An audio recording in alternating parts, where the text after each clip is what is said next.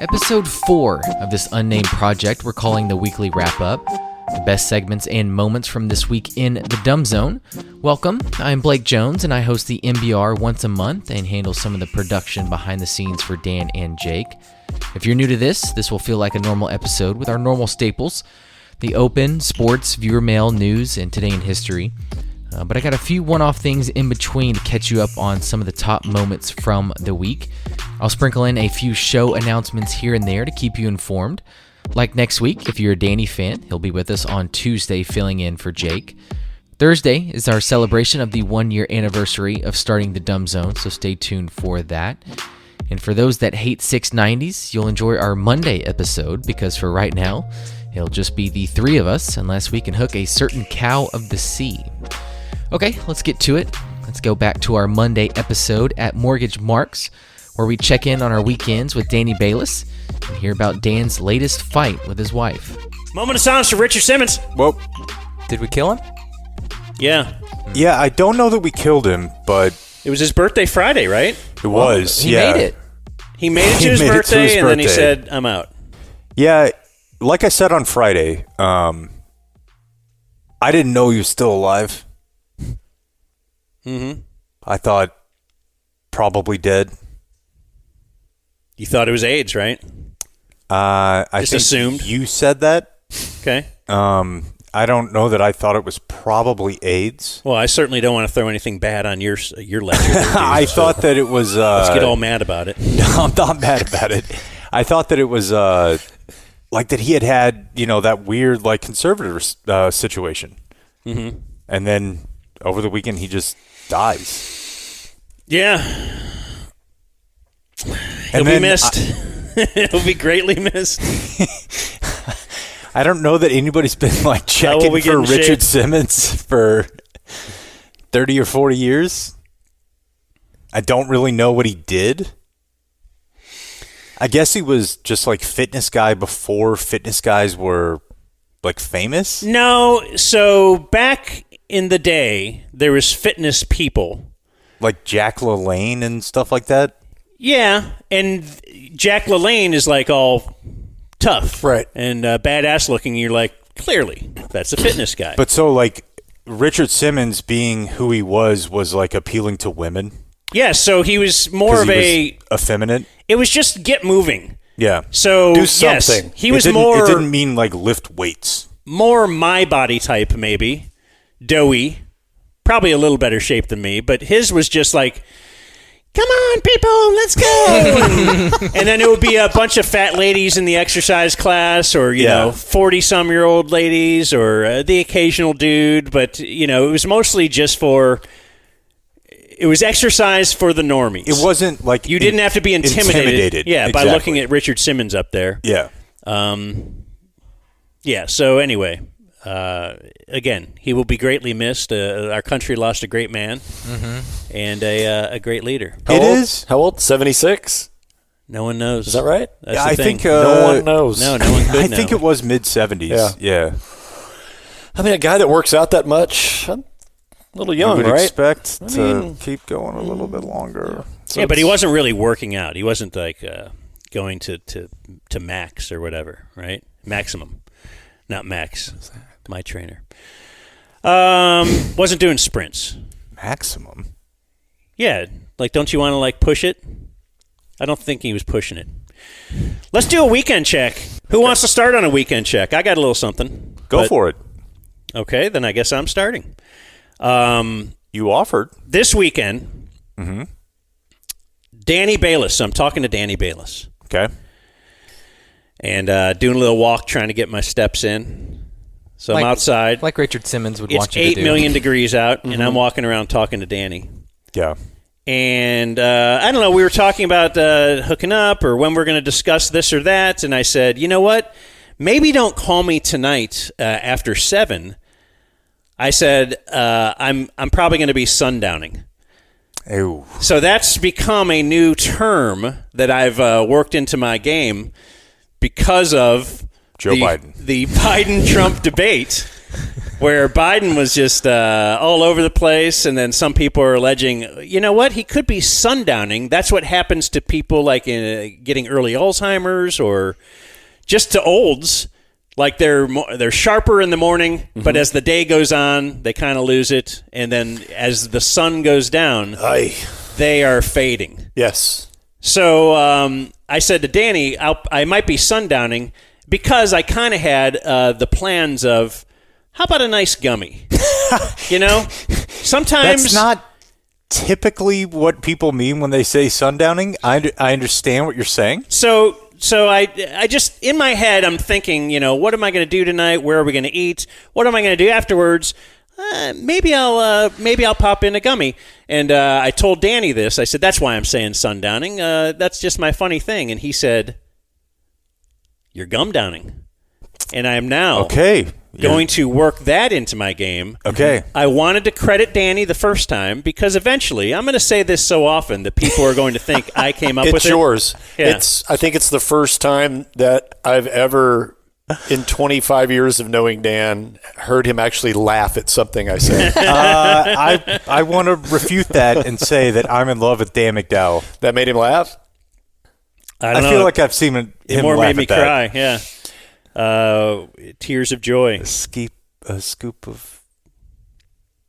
Let's see here. A teaspoon at night. A teaspoon at night. Okay, so then I had some issues going on with the wife this weekend. Oh, no. So, Blake, fire up number the one. list. I love this.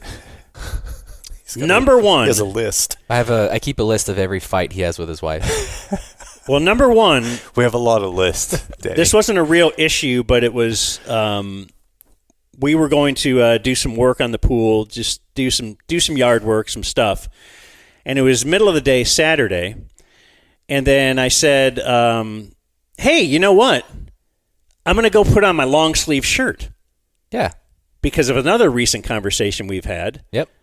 About, I guess it was Jake's landscaper that goes out there, long sleeve shirt, long pants, giant hat, like he's really covering himself, and he's Latino. Right, there you go. Yeah. He's and you would think, oh my gosh, darker skin, isn't that better for you against the aren't you? No, apparently not. And this guy who's a landscaper, he's a professional. Mm-hmm. So I'm a weekend warrior landscaper. This guy's out there each and every day thinking the best thing to do, the safest thing, is to go long sleeves. And then we got a lot of email response on that, a lot of feedback that, yes, indeed, in fact, like just wearing short sleeves in the sun, you're going to be cooler wearing a long sleeve shirt. So anyway, that's why I did that. She told me. Uh-oh. And I said, the Latino guys doing it. She says, here comes the Today Show. Can I bang a quick 20? I don't feel like you said Latino. Okay. I might have said it could be Mexican guy. Anyway. That's all I'm saying. Both are right.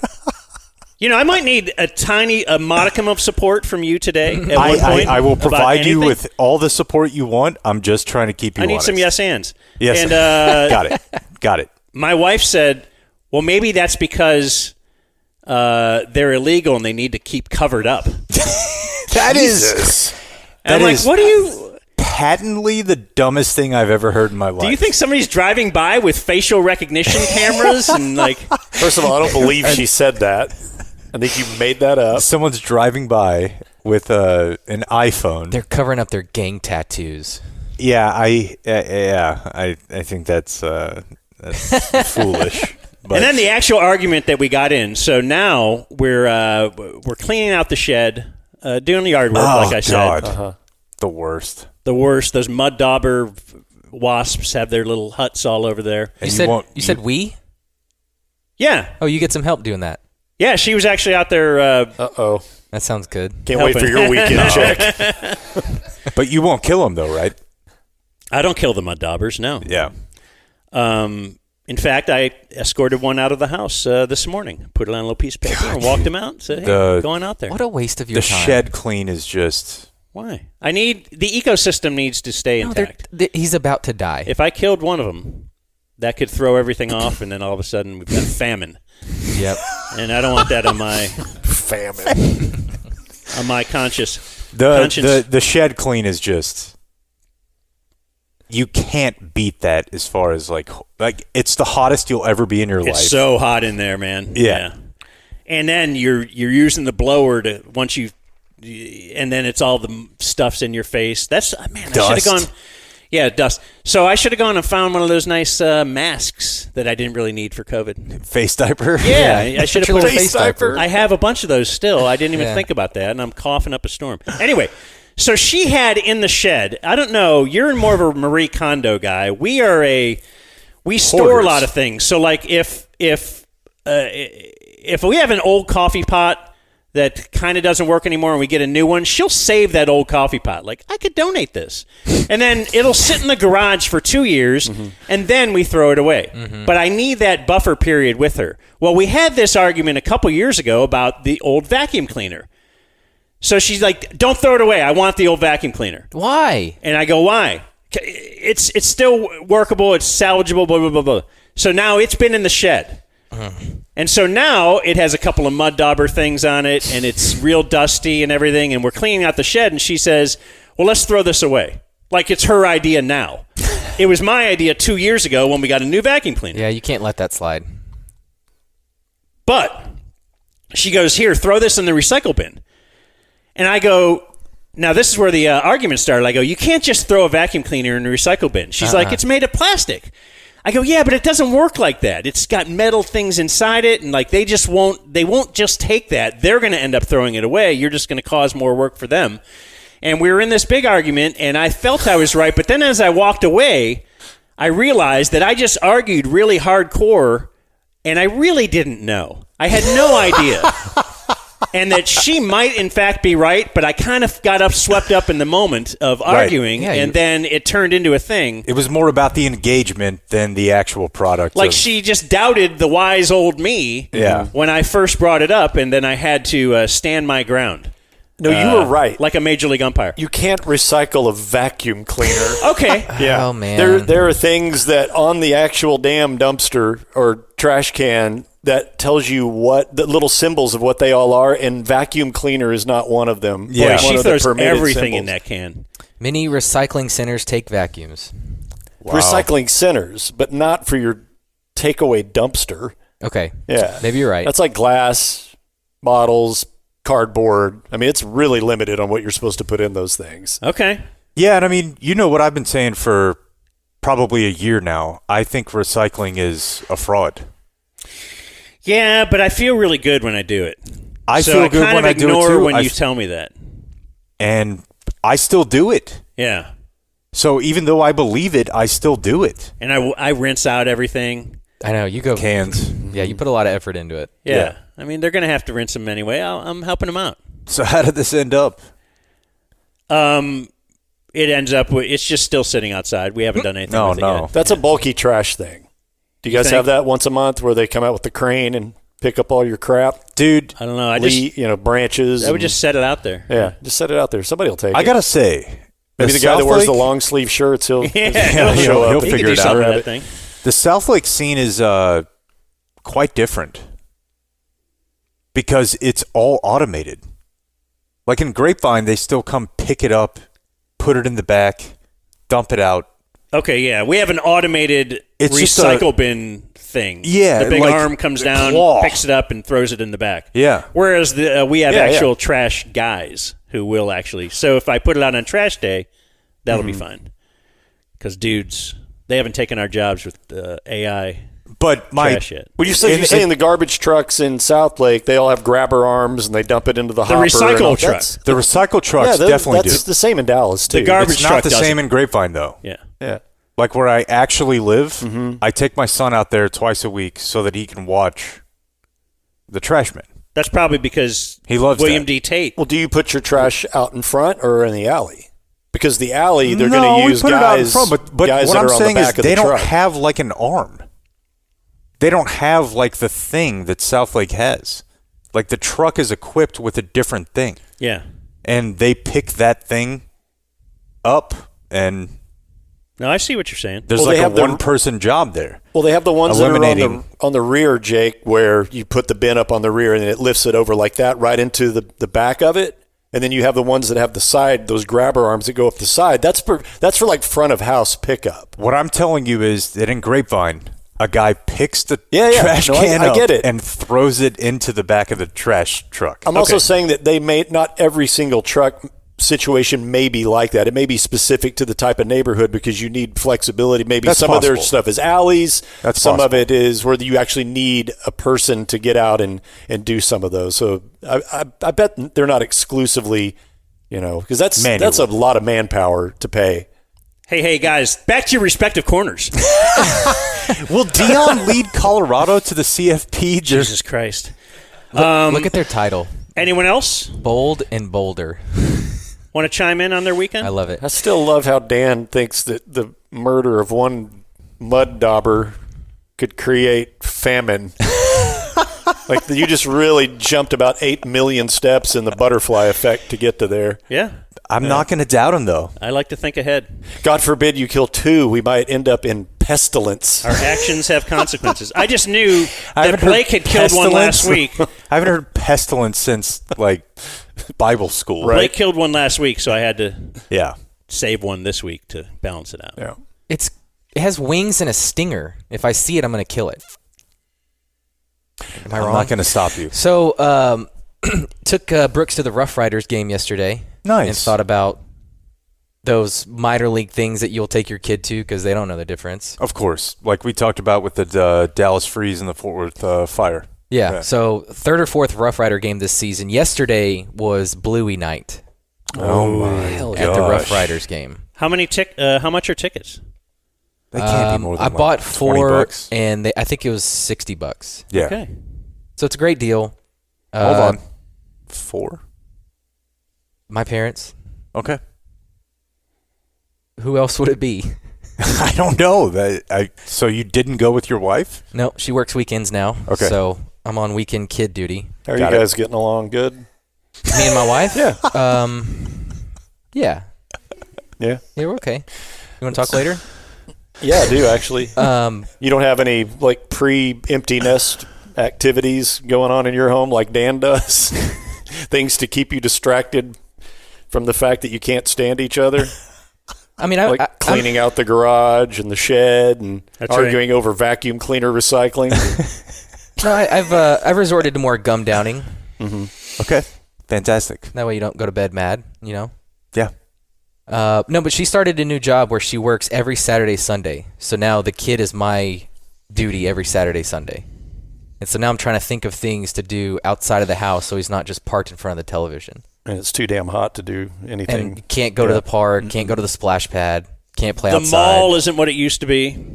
No. I used to be a big mall guy with the kid. It's Are you sure about that? Dude, I take Malcolm to Town East Mall at least once or twice Town a month. East? Yeah. I guess it depends which Yeah. mall. I'm thinking of the Louisville one. Vista Ridge. It's now called like the Music City something, and it's a ghost town.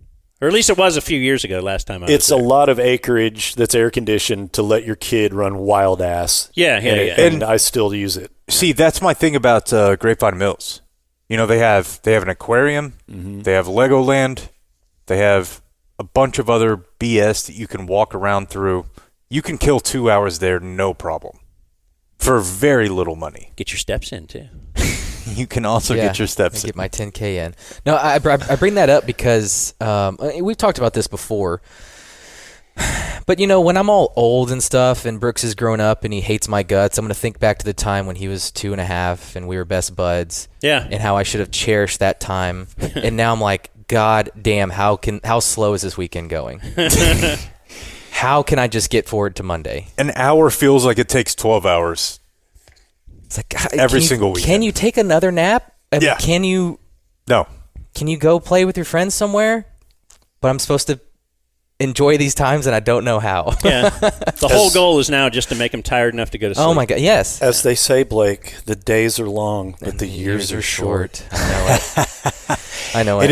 It's so true just how much everyone tells you, like, it's going to go by so fast, cherish it.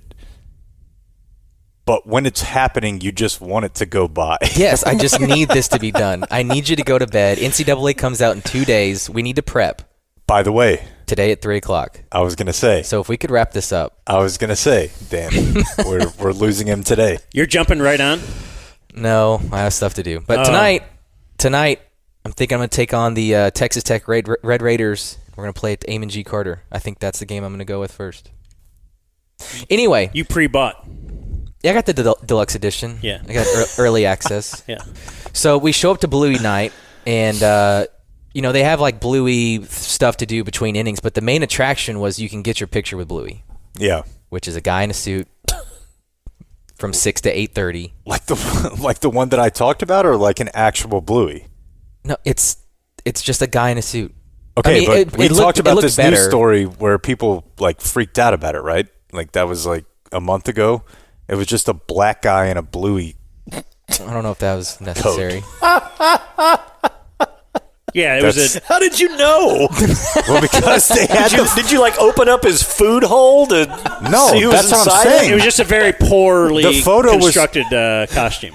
Yeah, I mean, it was so obvious that it was just They had promoted it at a restaurant, and everybody thought it's going to be like Just imagine him like. sponsored by Bluey Incorporated itself, like- and have a real, Oh, okay. Yeah. I just imagine but it his was costume, like a guy who had put together some This stuff. costume looked like Eddie Murphy as Gumby. It was Like his face is exactly. cut out. It was super shitty. Yeah. And like the one that I went to, it's called Camp Store in Dallas. Like that was Bluey. So is that what you got, or It looked like a legit Bluey. And so we walk into the restaurant, and it's got a Bluey backdrop. And see, now you got it in my head. A Bluey backdrop, and it's a big Bluey, and all the kids are standing next to him. You take pictures. I look at the line. It's not that bad. It's like, okay, let's go. The line extended outside and around the park with the heat? in the heat, and from what people were saying, hour and a half long wait. Oh my god! And So we watched some baseball because I was not going to wait in that. That's tough. People love Bluey, man. And so my one event from the night. Malky's into it, right? yeah, Yeah, we watch probably 2 to 4 episodes a day. yeah. Awesome. Mm-hmm. So sat behind guy that wanted to score the game. Oh no! He wanted everyone to know about it because he brought his little notepad. And Did you tell him you're really sad that you didn't become the producer of his show? Like the electronic notepad thingy? Like you got? Thank you, No, Danny. The Remarkable? no, this guy, Okay. pen and I love paper. Well played. I was Old? man, like 40, Okay. pretty young. Interesting. Yeah. But really played the part well. Had a Rough Riders Evan Carter jersey. Had a Texas flag Crocs. Played the part perfectly. Yeah. And pen and paper, and then at the top left, he writes Naturals versus Rough Riders. Temperature at the start of the game, 98 degrees. Time of first pitch, 6:06. I mean, he was keeping all of it. But he did not keep the pitch count, which I thought if you're going to do it, you need to do it. If you're going that far. Because I was watching Yeah. him. I was like, okay, MFer, you better pay attention to every pitch. And he did. And he was like looking around, talking and stuff. And I realized he wasn't keeping balls and strikes. He was just keeping like the result of the at-bat, which I thought, you're not doing it. You're not doing it the right way. This confirms what I believe about people that score games, that go to games and sit there with their score pad. I guess? They don't want to do it. It's for show. It's for show. They're just trying to get pussy.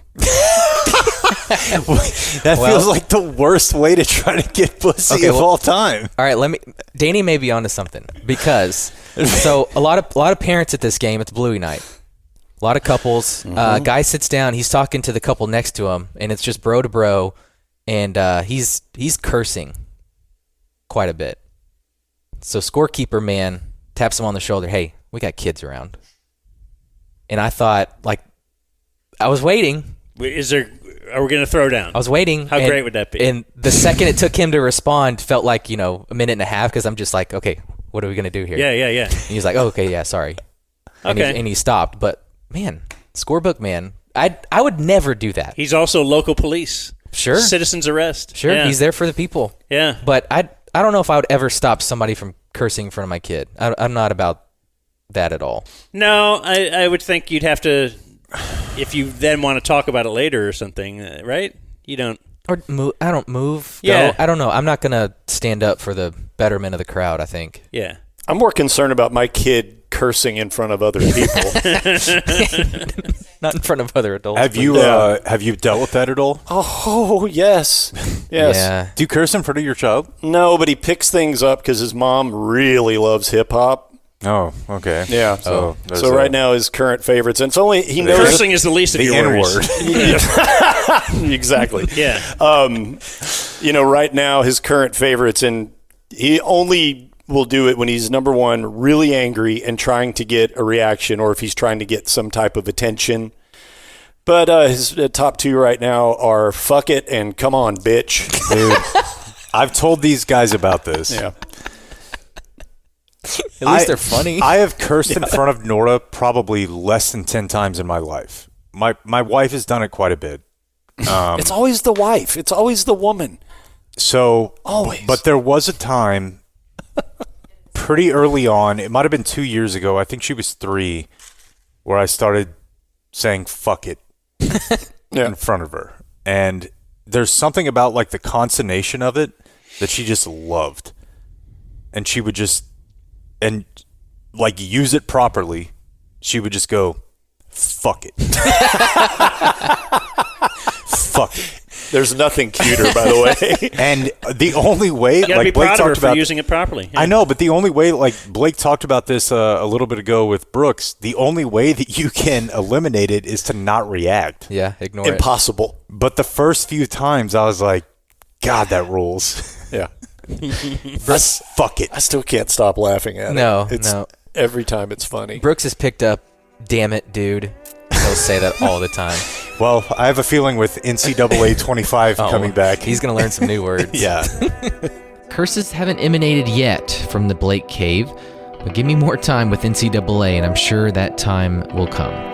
Let's keep with the theme of family stuff and skip ahead to our Business Wednesday show with Danny again, where Dan basically says your family will never learn to pick up after themselves, and Dingu introduces us to Thrash N Trash. I did want to tell you guys that yesterday, remember I told you I did a little TV before the show, Of course. and I was able to get there real early and pitch my really funny hat idea to Steve Noviello. Which he loved. Because I was on the road early because I had to drop off my wife and kid at the airport. Oh, yes. And they are in Ohio right now. They are at Grandma's house. Wow. For how long? And I couldn't do Grandma's house because I got a small business to run and shows Exactly. to do and who's going to play the sound and all that kind of stuff. You're welcome. So, yeah. So I just said, can't do it. We're not pulling in the dough just yet. Let's get it rolling. I'll go next time. I said I'll be in Cleveland in September.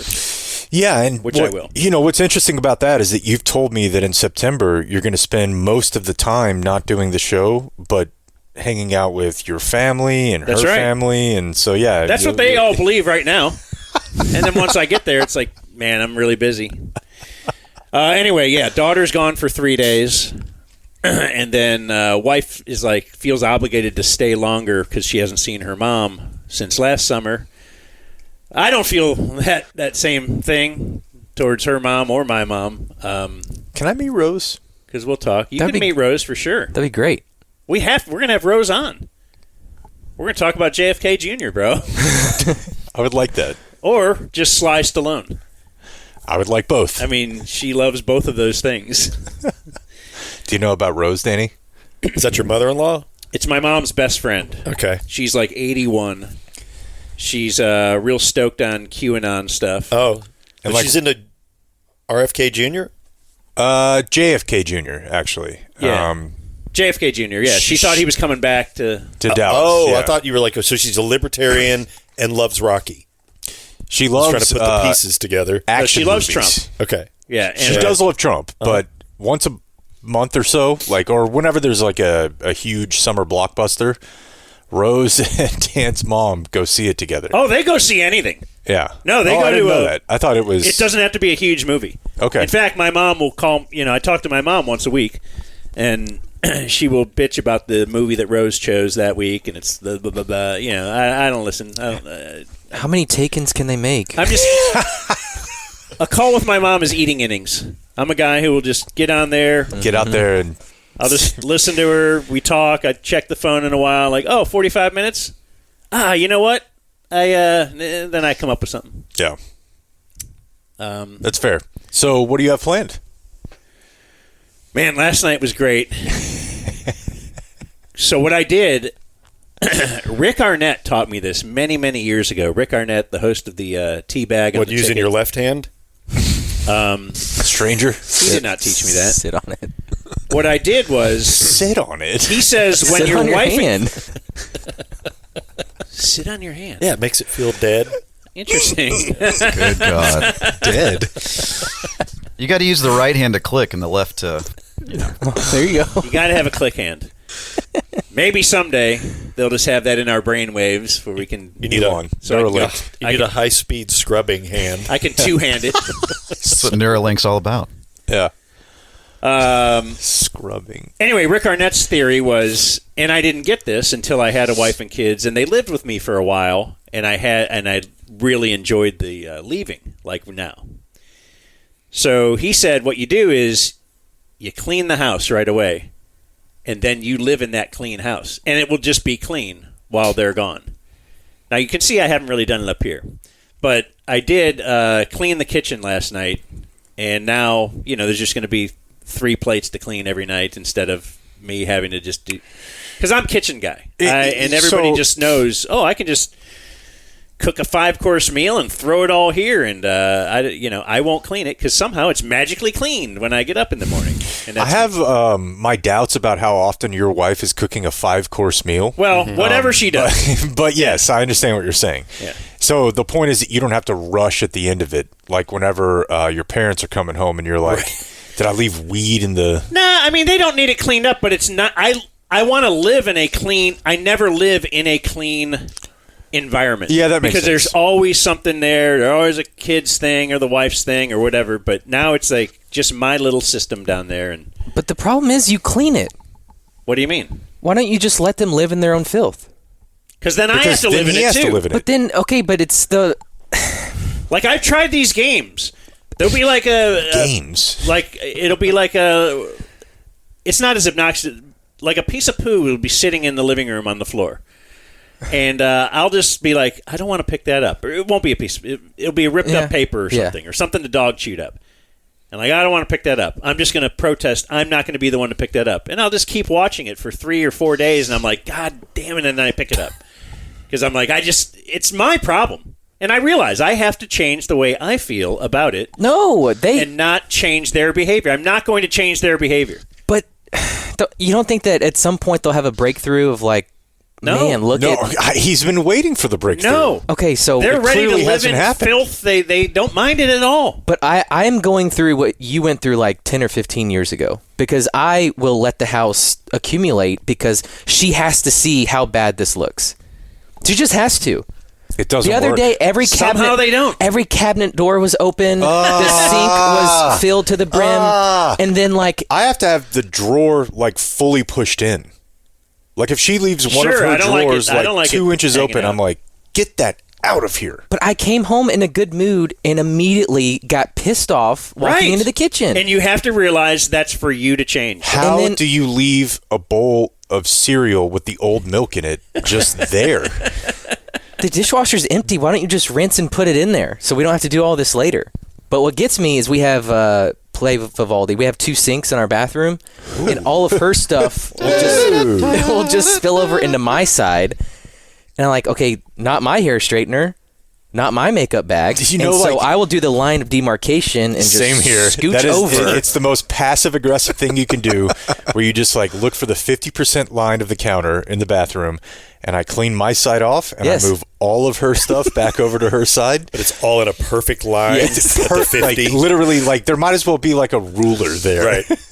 like showing that's your stuff. Get some This painter's is my tape stuff. and actually put down a divider. and write on it. Okay, so you're telling me I have to take this matter into my own hands. I'm just going to have to clean it all the time. Yes.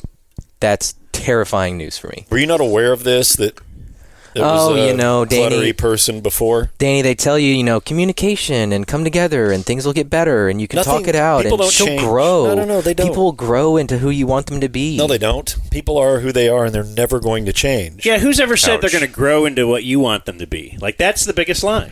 And it's the biggest lie for ladies thinking that they're going to change you. That's the problem.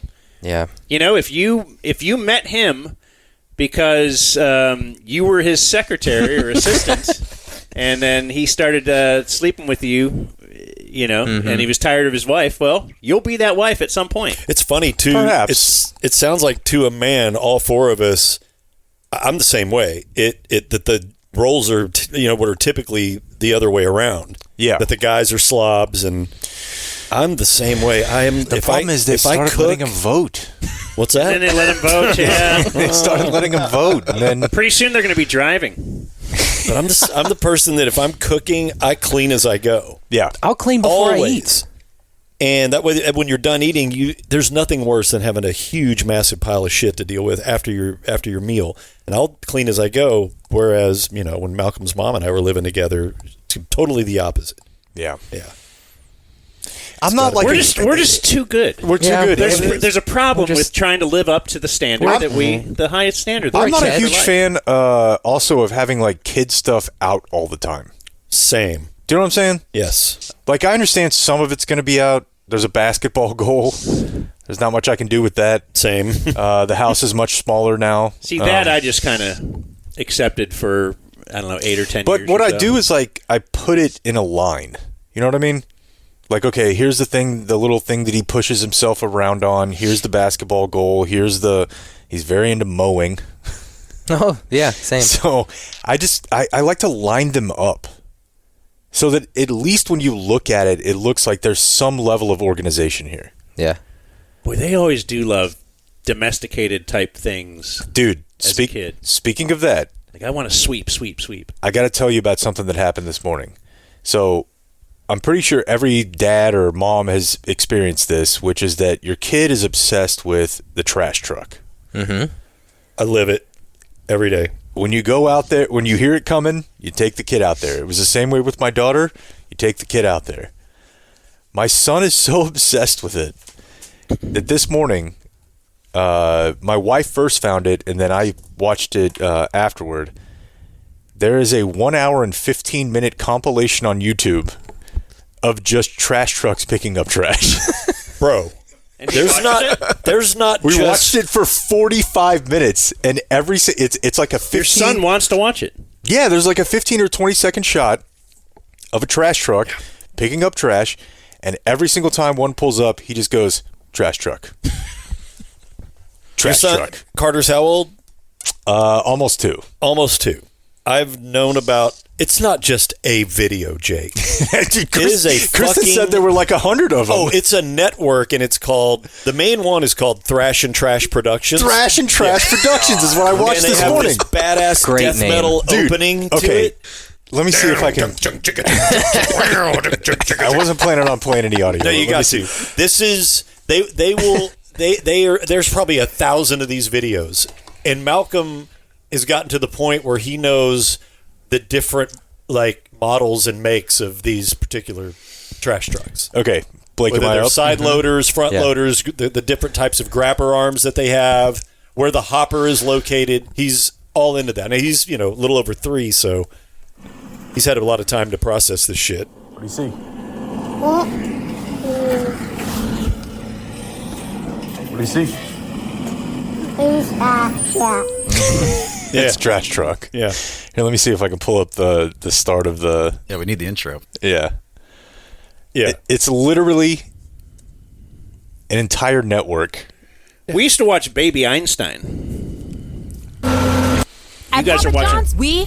Hold on. You're not paying for. You guys are watching Trash Trash. Premium, bro. No, I'm not paying for premium. Here's the With a kid, here's the you've got beginning, to. Do you Dan. do premium YouTube? Yes. Why? I use. You don't get any ads? No, they're gone. Huh. It's great. All right, here's the beginning, Dan.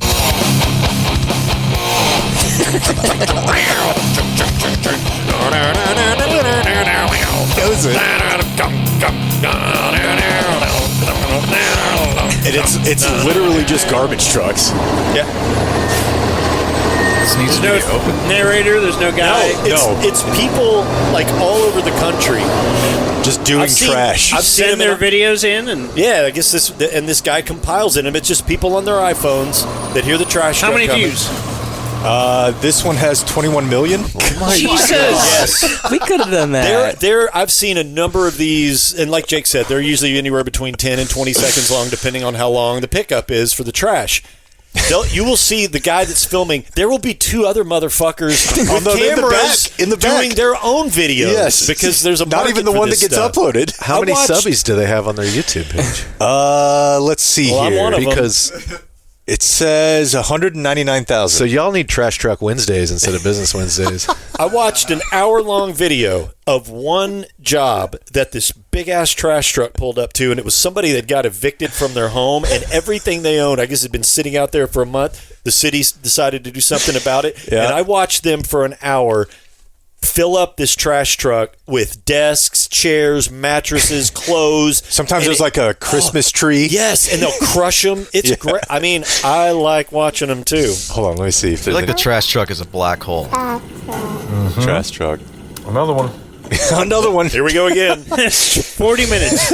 Your journey There's has another one. begun. I like how we question why the children love trash trucks, but we're all grown men talking about trash trucks. Love it. It's very true. Most of those kids want to be trash men when they grow up, but how many, percentage-wise, actually fulfill their life goal? You know, I don't know. I mean, I don't think it's a bad job. A great job. I think they have probably a pretty strong union. Yep, good benefits package. Pretty good benefits. Yeah. Work out. You get to work Hang out out. outside. Yeah. You're done by like noon. Yeah. But yeah, those guys are heroes, man. Malcolm sees, like, he knows them all. Like, Yeah, of it's course. the same guys, so they're all waving and honking the horn. And Yeah. it's a whole. They're fucking rock stars to him. Yeah. So, yeah, I needed to kill 45 minutes with him this morning, and I'm like, let's just watch people do waste. Yeah. Incredible. Gotta admit, the kid loved it, and that song kicks ass. Before we get to some sports, want to remind you that there's a few tickets left for the Dumb Zone Day at the ballpark. If you'd like to swing by our broadcast location and catch a midweek Rangers game with us, check the show notes. I'll put the purchase link in there for you. Seems like we're going to have the whole section to ourselves, so should be a good time with some fellow DFs. Good sports segment for you right here as we learn what is and isn't a travesty in college football. And it seems like Mark Cuban reads Jake's articles. A lot going on sports-wise right here in DFW. Yeah, I mean, probably if you had to clock the overall composition of, like, where does the most sports take place, it would have to be here. Well, I'm saying this week for sure. Yeah, but I just mean in general, right? Like the Big 12 was always here. Now the SEC is here. The college football playoff is always here. Like at the Gaylord, I think they go put on the ice jackets and go through the ice sculptures. It just seems to all kind of happen here.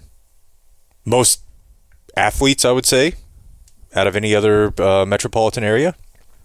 We're always in line for March Madness or college the football Final playoff, it Four. seems like. Yeah, for sure. So the thing I was thinking about that's so weird about this is it is a complete wrecking of like the childhood that I grew up with as far as football goes. Texas and OU going to the SEC. But at the same time, now Texas and A&M are playing again. So it's sort of both at the same time. Like it's bringing something back. I mean, I remember my entire childhood was we watched the Cowboys on Thanksgiving. Wasn't me. All right. We watched the Cowboys on Thanksgiving, and either Texas and Texas A&M play Thursday night, Friday night, or Saturday. This year they're going to play on Saturday that weekend. So we're getting that back, but at the same time, Texas now has a conference game with like Florida and Ole Miss. It's so weird. It's awesome. Do you think it is? Don't you? No. No? Why?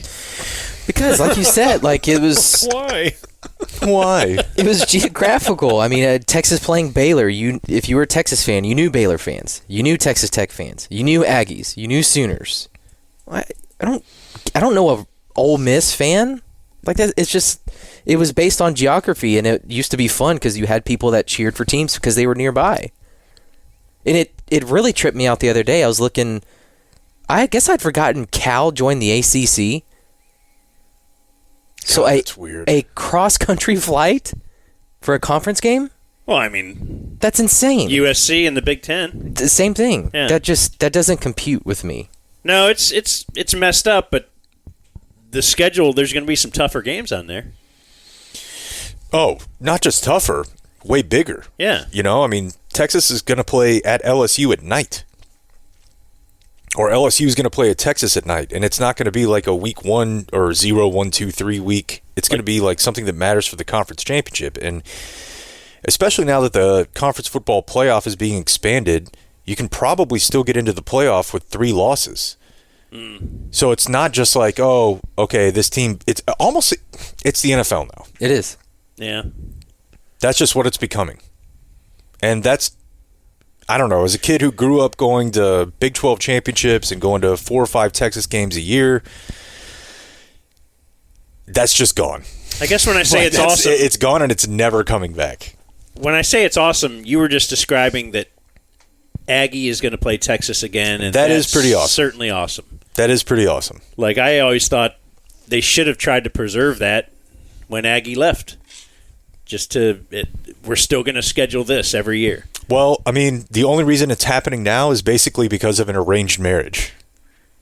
They Yes. don't want to be doing this. So they're not doing Bedlam anymore, right? No. Yeah, that does suck. It does suck. And Yeah. I loved going up to Lubbock and watching whatever, I don't know, Texas and Texas Tech, or, you know, Baylor and Texas Tech. Or, Yeah, Blake's right. You know a Red Raider. Yeah, You I mean, know someone who went to Baylor. the only people that you really know if you live here probably are LSU fans. Mm-hmm. Like, you have LSU guy, right? Oh, my God. Annoying guy in the neighborhood. Yes, he's... If you're LSU guy, you're probably the annoying guy in the neighborhood. Go Tigers. Like, Yeah. 3 blow-up things every Saturday morning Sure. in the yard. He's flags. Like, he's Yeah, all out. Probably got the things on the car. Like, if you're an LSU... You know he's an LSU fan. There's no doubt. But outside of that, like, I didn't grow up knowing any, like, Alabama fans. I didn't grow up knowing any Florida fans or Ole Miss fans or Yeah. whatever the hell Vanderbilt is. Yeah, and then, Yeah. like you said, being able to travel, too, you know? Yeah, for You sure. can't go to a game. That's, like, the biggest part of college football to me. Are you looking forward to Alabama fans? They seem awful. Okay, so I will tell you this. I've told this story before, but I don't think he started, but one of the first games that my brother ever played in was in Tuscaloosa. And my parents said that they were awesome. Like, that they were super, super... This is, again, comparing it to LSU. That they were super sweet. They were super kind. They treat it like a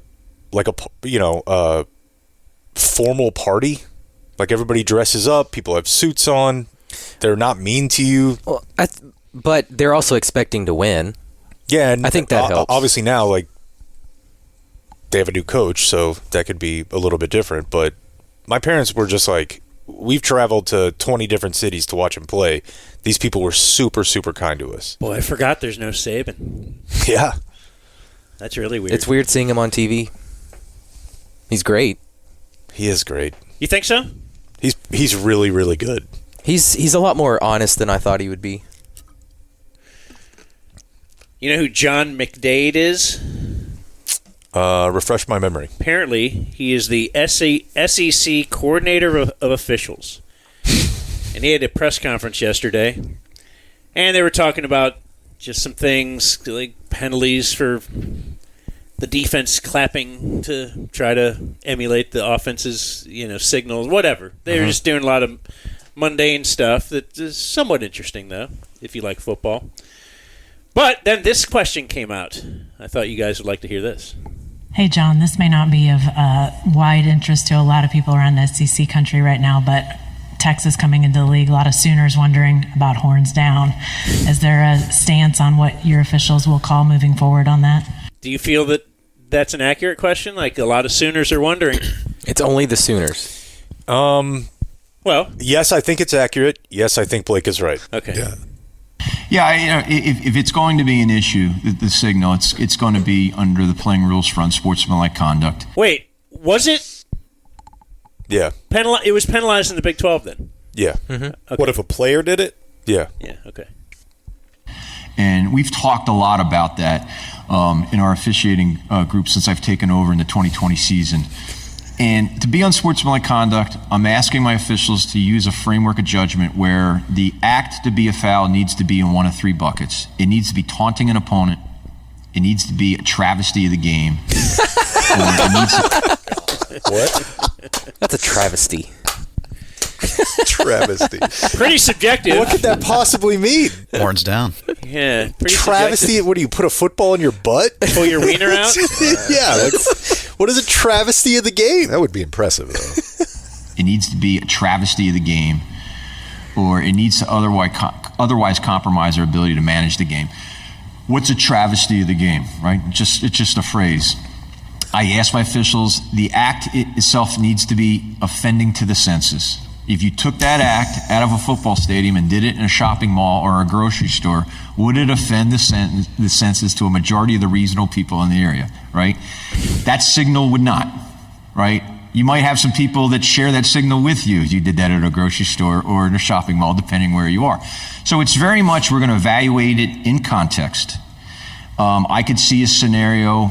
I want to be very cautious about using hypotheticals, right? Mm-hmm. But I could see a scenario where an opponent of Texas makes a big play and celebrating with his teammates, possibly going back to the sideline, they're giving the signal. It's not taunting. It's not making a travesty of the game. It's not affecting our ability to manage the game.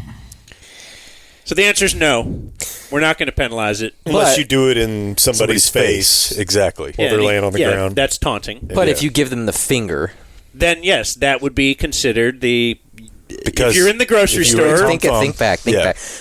Someone did this to me in the grocery store. Yeah. The old dice roll. Yeah. Dice roll, yeah. What about? Oh man, if we were in the media, we could have been if we were there. Next question. What about Licking the V? the peace sign with the tongue in between? That's a missed follow-up. The tongue is moving. Yeah, and it's right in between. I would like someone to ask about the football in the butt. Yeah. Then we just keep throwing out different scenarios. The most insane thing about that is that I don't know what that guy makes, but it's a lot. And he said, this has been a topic of conversation with me and my officials. So for 4 years. So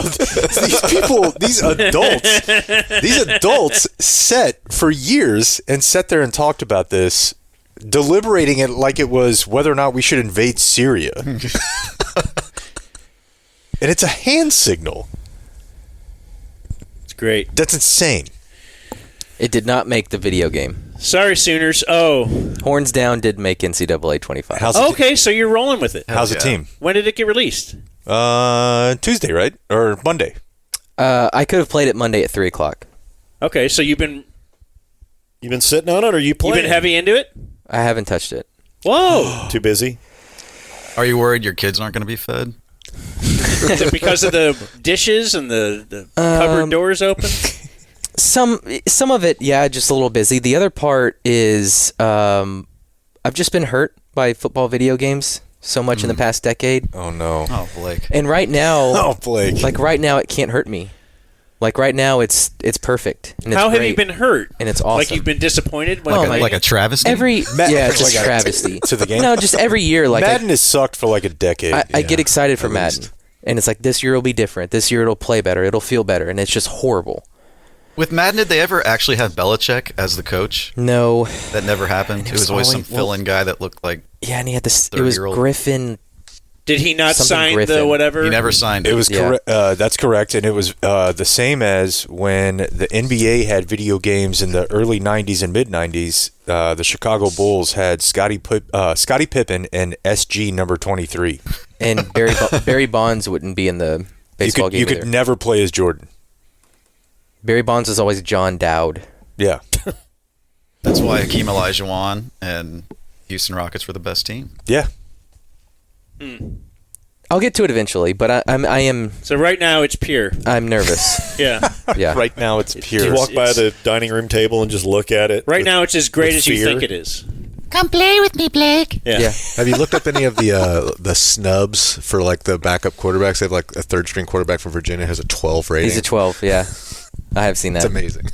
Is that I'm going to get the name wrong, but it's some cat like Schroding. You know what that? Schrodinger's cat. Yeah. Schrodinger's cat. Breaking Bad. Yeah, Is it alive a little bit. in the box? If you don't see it. If you don't open it, then it's alive. It's quantum physics. You paid extra to get it early, right? I did. Yeah. Now you're not even. That's a travesty. One What? thing. One other sports thing. Oh, go ahead. Sorry. I don't know that this is for sure true. I was not aware that D Magazine had comments, It's always a good idea. but it does appear to me that someone who uses the exact same image as Mark Cuban on his Twitter profile and the name Mark Cuban has commented on my article. Oh yeah. Which I don't know how this happened. It took off a little bit. It might have been that our good friend Robert Sturm decided to retweet me. Mm-hmm. And obviously him and Cubes have some level of relationship. Yeah. What's the comments? Because the article is about Mark Cuban. Like, where is he? What does Yeah. he do? And he follows me. Uh-huh. I have to dust him, as we've said, Yeah. even though he follows me. He just said, when you hire someone, you help develop them. And if they get good at their job, as Nico and Finn are, you let them do their job. When they need help, you help them. If they aren't good, or if they weren't good at their jobs, you would hear from me much more. But fortunately, they aren't just good. They have been great at their jobs. Are we throwing shade at Donnie Nelson? I don't know, and I 'Cause don't he know was that, very visible during Donnie Nelson's entire tenure. like, exactly, entire tenure. And I don't know that this is for sure Cubes, but Uh-huh. I wouldn't put it past him to, Of course not. He sees everything. yeah. So, I don't know. I just wanted to tell you that I think that's really Cubes- cool. But that still doesn't explain why he's not at the ceremony, the trophy ceremony, and all that. Yeah. Yeah, it does. There's really not Let's get him on. any explanation here at all, and it's not like he's like pissed off. He wasn't like, "Hey, f you." No, Like, that it wasn't a Lamar, sounds like a fair Lamar explanation Odom if that's the truth. type call. Yeah, but and like I said, I didn't even know that we had comments. But Kirk Henderson, who's a Mavs guy, like hit me up and was like, "Hey, I think Cuban might have commented on your DMAG article." I mean, how hard is it to create a profile and grab an image Incredibly difficult. as your profile picture and make a it's comment? That's it's really easier hard. to swim in a river of shit. Seems to me if you're going to go to the trouble of doing that, stealing the avatar, creating a name and a unique profile, posing as Mark Cuban, you would do it to stir up Yeah, shit. you wouldn't do a well thought out Right. That's response too- you saying, would troll. I think Right. Nico and That- Kid are good at their job. This That's is what I thought. too mindful of a reply to not be him. be legit. This isn't a That's what Kevin I thought. Durant situation. Exactly. Kevin Durant. Do want to remind those of you interested in buying your way into day one status, we have about 40 slots left. Whether you are late to the party or affected by the Patreon cutoff, Venmo at the Dumb Zone $69, and you can be a part of the illustrious Day One Club. All right, let's get to Charles Haley. I'm not going to play the full hour we spent with him, just going to give you the good parts. But really quick, things got off to a sideways start. Hold on to your seats. This is from our Tuesday, July 16th episode. Would you practice the same as like it's a game? Oh, I didn't do that practice shit. Okay, you weren't. It wasn't that thing. No. You were there for Sunday. Hey, bruh. Wasn't a career. Hey, I didn't get paid Show for up Monday, once- Tuesday, Wednesday, show up to Thursday, the gym Friday. once a day. But let me stop lying. You choose when it is. Right. Yeah, I did get paid for Monday and Thursday sometimes, but hey, no. The thing that I've always wondered about you is, this is something that I've said about Dez. It's something that I say about myself sometimes, like with my own mental health struggles. Do you feel like you could have been as dominant as you were without being a little bit sideways mentally? Do you know what I mean? Like, there's times where I feel like... No, I don't know what you mean. Well, I feel like sometimes... Are we talking about my mental illness? Are you talking about me being bipolar?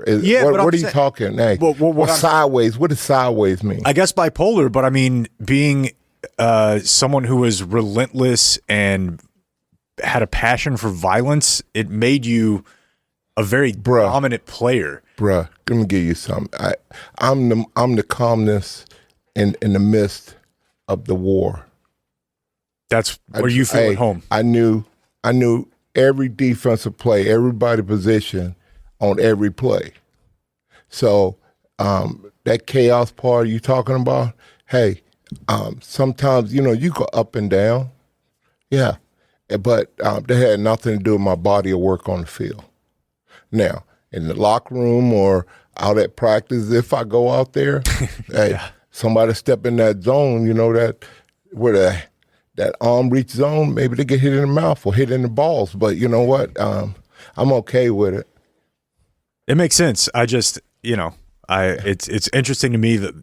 See, you're a type of guy, man, that make people that have mental illness don't want to deal with it when you say hey, trust me, I talk about it a lot. Well, the way you talk about it, because you know what, the mental illness struggles, man. I do a lot of work with that, and it's hard, and it's been inspiring for me.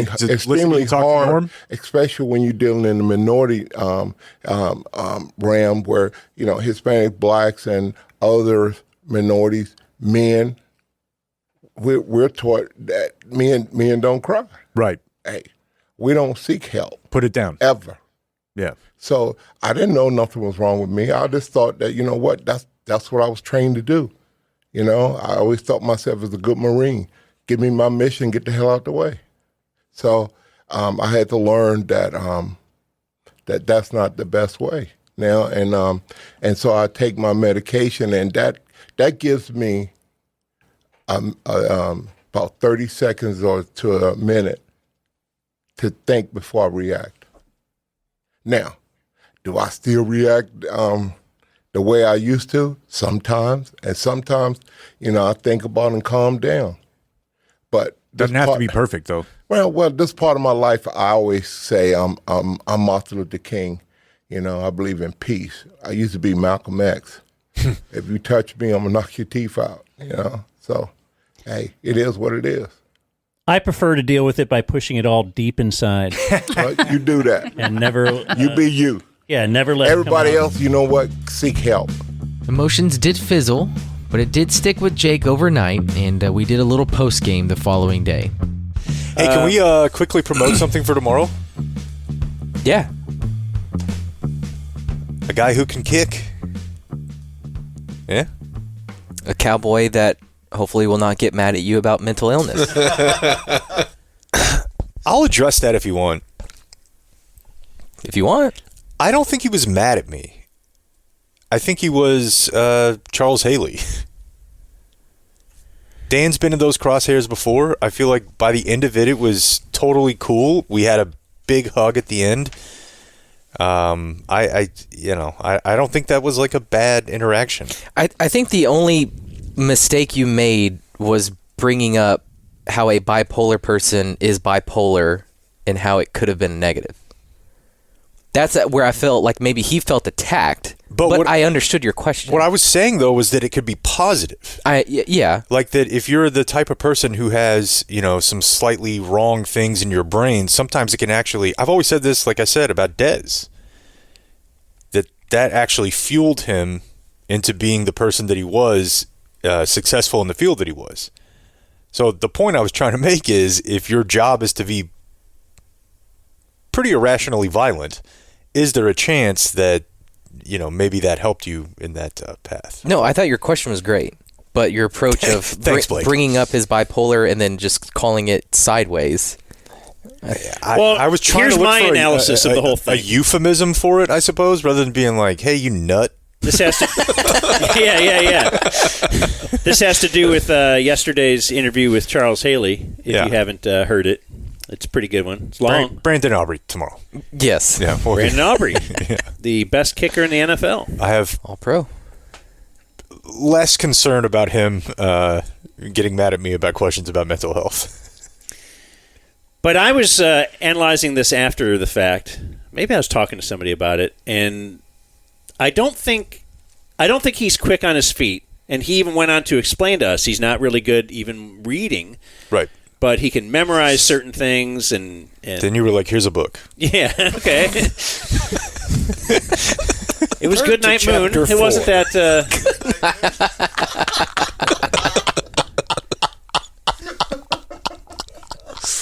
So I haven't thought about Good Night Moon in a long time. Been a while. So I don't think he's quick on his feet. I think he has his thing, and I know what I'm going to say here. And then when you kind of throw something else at him, and it turns him to a different way, and then he's trying to analyze it real quick, and I think his default is I'm on the defensive. Yeah. And so he tried to analyze what you said, and maybe he thought perhaps you were making light of it just because he heard mental health and, like you said, sideways and just whatever. So, but you're right also. I don't think it ended. It's just a wild ride. Look, we had other parts of that interview were a wild ride. Yeah. Somebody else texted me like, that sounds exhausting to be a part of it, and you're going to sleep great tonight. So maybe the deep stare into your eyes was him processing, trying to figure out what it is you actually said. Like I said, I mean, he was staring through me. But my intention was certainly not to make light of anything that he's gone through, like, at all. So if you were saying, see, mine was. Yeah. Yeah. What are you, sad? What are you, crazy? What do you buy? What does that mean? Because some people that are afflicted by that, how do you have three personalities? I thought you're bipolar. That's a great point. There we go. You know? All right, back to the rest of Charles Haley as he gives his thoughts on some of the current Cowboys and why his charity is angled toward kids reading. You had 2 interceptions in your career. That's a lie. Had more than that. What are Okay. you reading, man? Just looking at, Probably Pro Football Wikipedia. Reference. What did I? How did Tell me I- how many you had then. I don't know, Okay. but I know. I just didn't know if anything stood out. Like, was it batted down pass type thing, and you catch it up in the air? Like, They might have hit the receiver and bounced off, and Okay. I got it or something like that. it's just odd for a lineman, a guy who with a See, bunch of sacks to you have got a lot of it. interceptions. You see that you catch me at the end of it where I played linebacker at the beginning of it. I was going to say, this is not a lineman. So you have to. I'm a hybrid. Okay. I did it all. Yeah. You understand what that means? Not That really. means I don't that- understand. that- You can put your hand in the means ground or that you can stand up. When my hand in the ground, I got very little. I only have a few plays, but when I'm standing up, I got a lot of responsibilities. I have to know, and I knew at the 49ers we had 20 base defenses, 20 red zone defenses, 10 goal line defenses, then special things. I had to know that, and I knew it for every player, every play on the defense because knowledge is power. And it gave me an opportunity where I knew that this corner going to be up. So if I jump inside, I know I got help outside. So you have to take chances, but you can't do that if you don't know where people at on the field. That's it's why, like a chessboard. as someone who grew up watching you as a kid, You still look like a damn kid. well, I appreciate that. No one else actually says that. I thought they might have a bottle in here for your ass. To me, Micah reminds me of you in a lot of ways. How? Because he's a hybrid, and because he can put his hand in the ground, he can drop, he can stand When you up. seen Michael put his hand in the ground? They did it quite a bit the first year. He put his hand from down to there. Yeah, like he was actually a 4-3 end for a little bit the first, 6-7 games before I think it was DeMarcus Lawrence got hurt. So to me, I just feel like he's athletic. He has the ability to cover. He has the ability to go get the quarterback. To me, he reminds me of you a lot. If you disagree with that, then I understand. I rather people say he reminds them of LT than me. Hey, bro, he's not like me. In what sense? I like the violent part of the game. You don't think he does? I think his arms are short. His arms are short. He got more speed and mobility than I did, and so he's able to use that. But for me, I wasn't fast. I was quick, and so I studied players more. I knew when what step they're gonna put them feet together where I can just run over them. Get the leverage, right? And I never lifted weights, and I just think he's more of a LT type of a player than I am, and I studied LT, and I talked to LT all the time, and I always wanted to understand how he could do some of the things he does, and it was, he had a different set of skills that I didn't have, and that's what made him the greatest pass rusher ever to play in the game. Do you think it's weird that Micah has like a podcast where he just talks about his team? Are you aware of this somewhat media controversy? Hey, man. Hey, to each his own. Hey. To each his own, but I would have definitely listened to the Charles Haley podcast. Hell yeah. 1995. Hey, to each his own, man. If he thinks that's going to make him have teammates that respect him, that's going to lay it on the line for him, then be you, boo. What don't you like about today's NFL? It's soft. They, hell, Jerry be broke. He wouldn't be $10 billion. I would have had $1 billion if I'd have played against this league, man. First ballot for sure. Hey, and I wouldn't even. I would have played 16 years because they don't chop. They don't. The backs can't hit you like they were doing me. That's because that's how my back got popped. Is I was engaged and then wham. Someone rolls. And so all these rules, they changed all these rules. Not only for the offense, because everybody played attendo. They just want scoring. They want scoring. They want to see big plays, and that our thing was run the ball, take up all the time on the clock, take 9-10 minutes off the clock, score. They don't want that anymore. They want to see high flying games, and that doesn't add up to the guys. When you see defensive players that are on top of that game, they're the players that play with violence, and you'll know them when they come. Yeah, but like you said, they changed the rules also for offense. So would you even be allowed to do all these? I was going to say, I don't want you to get mad at me. You might have made $1 billion, but I think you might have been fined like $250. Given today's rules, I think. Hey, you know what? When the game is online, playoff time, they don't call it. No, when playoff time comes, like Bill Walsh said to me when I was a rookie, he said, within the first 5 plays, I want that quarterback on his back. So I'm going to get me 15.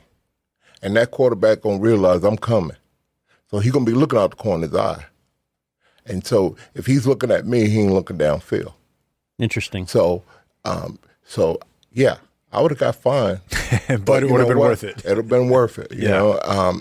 And you have to look at it like that. What are you going to bring to the game that's different? And how are you going to hold your teammates accountable? And that's what I want Michael to work on. It's being that leader, being that person to say, you know what, follow me. And then, reach down and pick them up.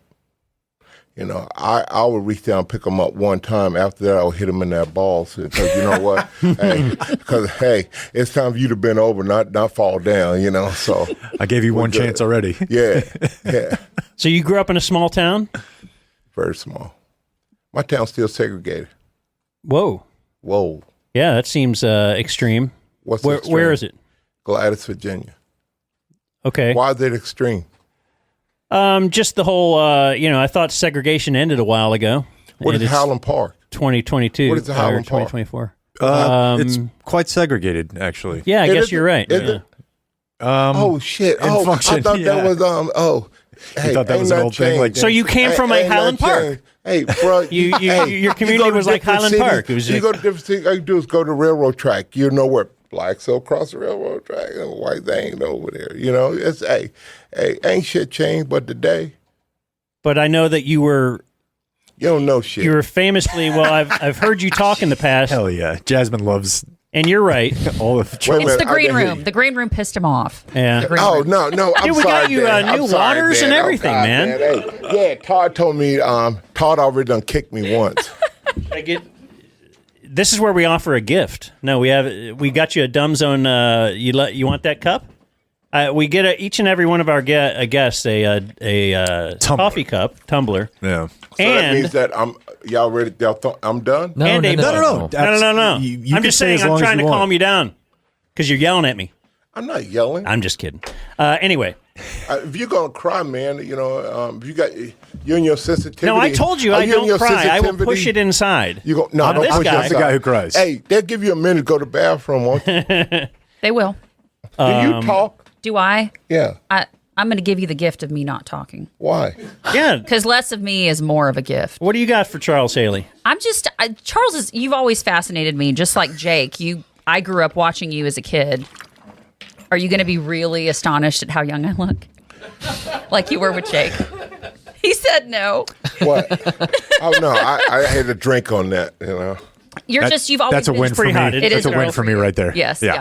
I'll You've take just it. always been such a fixture, and I think all of us who really just love football and can't stand this current state of shit that the Cowboys are, we go back to the 90s. We hold on to what that was because that was real football. That was real men We're winning playing the 13 game. games a year here. 12 games a year? 12, but Yeah. Okay, but That's pretty he good. was playing football. I mean, why win the playoff game? Yeah, why? Is that important? Who cares? Hey guys, I think that the Cowboys been on the right track for years. It's just they're missing. Dak need a big receiver, a tall like Alvin Harper who they can throw that 50-50 ball to and go get it. Go up in the air and get it. Most teams have that guy. And playoff time come. People don't show up. Dak got to force the ball in because guys can't get open. They get locked up man to man with linebackers and corners. Man, it is, I know y'all guys would like to point at Dak because y'all not students of the game. Y'all don't look at on the plays, is the receiver getting open or is, what is going on? What's causing it? It ain't Dak decision making or it's just players not standing up. When the playoff time come, hell. And I do blame Dak a little bit because he does not hold those guys accountable at practice. And I yell at him about that all the time. But I've never been around a quarterback that did that anyway. But I thought that, he has to really make these guys be accountable. But this year I expect different things from these guys this year because I think that they got an offensive line that can protect them. I don't know what type of running thing it's going to be, but hopefully these guys can knock people off the ball. But I look forward to this year. I think this year is going to be very interesting. Although Philadelphia, oh my God, did they put some they put some pieces on the board? Then yeah, oh my God, the 49ers, Jesus Christ, they got more toys on offense than you can ever believe. That's interesting you bring up San Francisco because I wonder, like, which organization do you feel more of a connection to at this point of your life? Like when you go back. When you go to Arlington or you go to San Francisco or wherever their stadium is now, Santa Clara, whatever, which one do you feel closer to? Well, it's here because I'm here. I go to the stadium. I know I know the janitors. I hug. I go in and all the people working the door, they're the same, man. And we hug, we talk, and I really like. They're my teammates, and I really enjoy game day because I get to see them, and they happy to see me. And it's I don't know. I miss team. That's the part that I miss about the game is being in the locker room around team. I don't miss the physicality. I don't miss dealing with stupid people. Hitting people in the balls. Yeah, I miss that sometimes. How can you not? Yeah, that's part of the team thing. Yeah. And I guess I think I hit Kenny Norton in his balls because he was talking too much and I had a headache. Yeah, and, I do that with Dan and so he questioned my manhood. I said, "Bruh, I worked on a farm." I said, "I used to cut them out." Yeah, so said, hey, this is light work. Yeah, so hitting them don't mean nothing, bruh. I cut them out and ate mountain oysters. So I said, "You having a good day, bruh." When San Francisco traded you, did you have extra? Were you upset about that, or were you happy? I was depressed. I created the mess, and then I was depressed because it happened. Did you have the self-awareness to say I created this, or was that only upon later in life? No, on that damn plane ride, I realized I was leaving the team of the '80s to come to a team that hasn't done anything, and I didn't know anybody here. I didn't know anything. I had no expectations. I was just depressed because I put myself in this situation, and I'm gonna tell you, when things happen, it happens quickly, and then when it's over, then you're going, oh shit. Hey, you can't put the Genie back in the bottle, yeah. Back in the bottle. So, but the great thing is I think if Jerry Jones hadn't met me at the airport when I got off, and took me that long ride to the Marriott that's only a mile away, that took about 45 minutes to get there. Oh my God, Jesus Christ. I knew everything he ever did in his whole life. I'm going damn, I'm still trying to forget it. And I'm going is he ever going to shut the hell up? I'm going damn. Oh, Jesus, help me, Lord. Hey, and he just kept, and then when I was getting out the car, he said, Charles, look at me. Look at me. I look, he said, hey, I got your back. Then I stared at him because I wondered, did he understand what he just said? And because nobody's ever told me that they had my back. And I'm going shit, now I respect this man more than anything. How did you get motivated? What kind of a coach could motivate you? Because, and I'll tell you the background a little bit. Okay. Is when our kids were learning to read or learning everything, as they're little. Yeah. And then I thought about what would be best for them. And then we would talk about different NFL coaches. And you have your Tony Dungy type, who seems to be, centered and will just speak. And then you have some that'll scream at you. And that's how they motivate you. And I always thought the screaming coach was terrible. I didn't like the screaming coach. Correct. Because, and then my analogy would be, well, what if your kid, that's how your teacher, they didn't get their math right. And so they just berate them in front of the class and scream at them, and you're an idiot, and same thing, reading or whatever. They're screaming at you. Would hate that teacher. You would not allow that with your kid. So why do we allow it? Why do we allow these people who are NFL coach wannabes to be little league coaches screaming "F you" at these little kids? That's my background. I'm wondering. That's a long way to just say, what do you believe in as a coach? What's the best coach that ever could motivate you? Okay. I'll tell you why. So you understand. So I went to college reading 2 to 3 grade levels behind. And so I went to reading writing lab. I wrote this paper, and I gave it to the lady to look over, and she go, "Oh my God!" And I'm going like, "Damn, I hit it." And she said, "No, this is a paper of a 10th grader." And I yanked it out of her hand, and as I'm running out the room, I'm like, "Shit, I don't want to go back to class. I don't want to work on a farm. I don't want to go to school with cow shit on my feet. I don't want to have to get up at 5:30. I don't want, it was so, it was so many things that I didn't want. I had to turn around and go in there and ask her for help. And she said, I will help you, but I won't write your papers. And I said, yes, ma'am. So I had to sacrifice going home in the summer to see my mom and dad. I had to stay there the whole summer just to catch up. And the hardest damn thing I ever did in my life was to get my college degree. But I got it. I earned it. Nobody gave me nothing.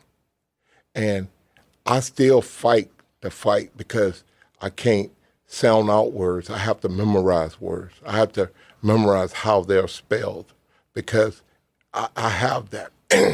And it hurts me because when I read in front of people, I get nervous. So this thing is painful for me. But yet, the only way I can get through it, I got to go through it. And so that's why I started Tackle Tomorrow. And I gave James Madison my Hall of Fame bus because I want every kid to walk through that damn door to understand one thing. It's not a right, but a privilege. So get your degree. Because James Madison took a chance on me. James Madison took a chance. I feel like I need to applaud. I know. Hey, you're supposed to be crying, bro. Yeah. Hey, I push it all deep inside. Deep? Okay. Yeah. But no, and then get back to what you're saying is I hate coaches do that. I coach yell at me, hey, I'm done. That'll turn you off. Well, that'll go do the opposite of what they are. If I was little, I may not have anything but to have to listen to it. But as an NFL player or a college player, oh no. Mm-hmm. Oh no. You're going to know real fast that you ain't going to ever do that one again. And because I don't understand. You know what? I understand English. Have you hit a coach in the balls? When I used to ride my motorcycle sometimes, it would jiggle because, you're hitting bumps in the roads. That's about it. Okay. What question did you ask? I asked if you've ever hit a coach in the balls. I thought you was talking about my motorcycle. No, Jake had said if a coach yells at you like that, they'll learn. But you know what? If you ever go to a game, just one day, just go to a soccer game or something that's close by and just stand there. You'll hear parents talking worse about that kid than that coach ever will. Yeah. Oh, you slow. You got to get faster.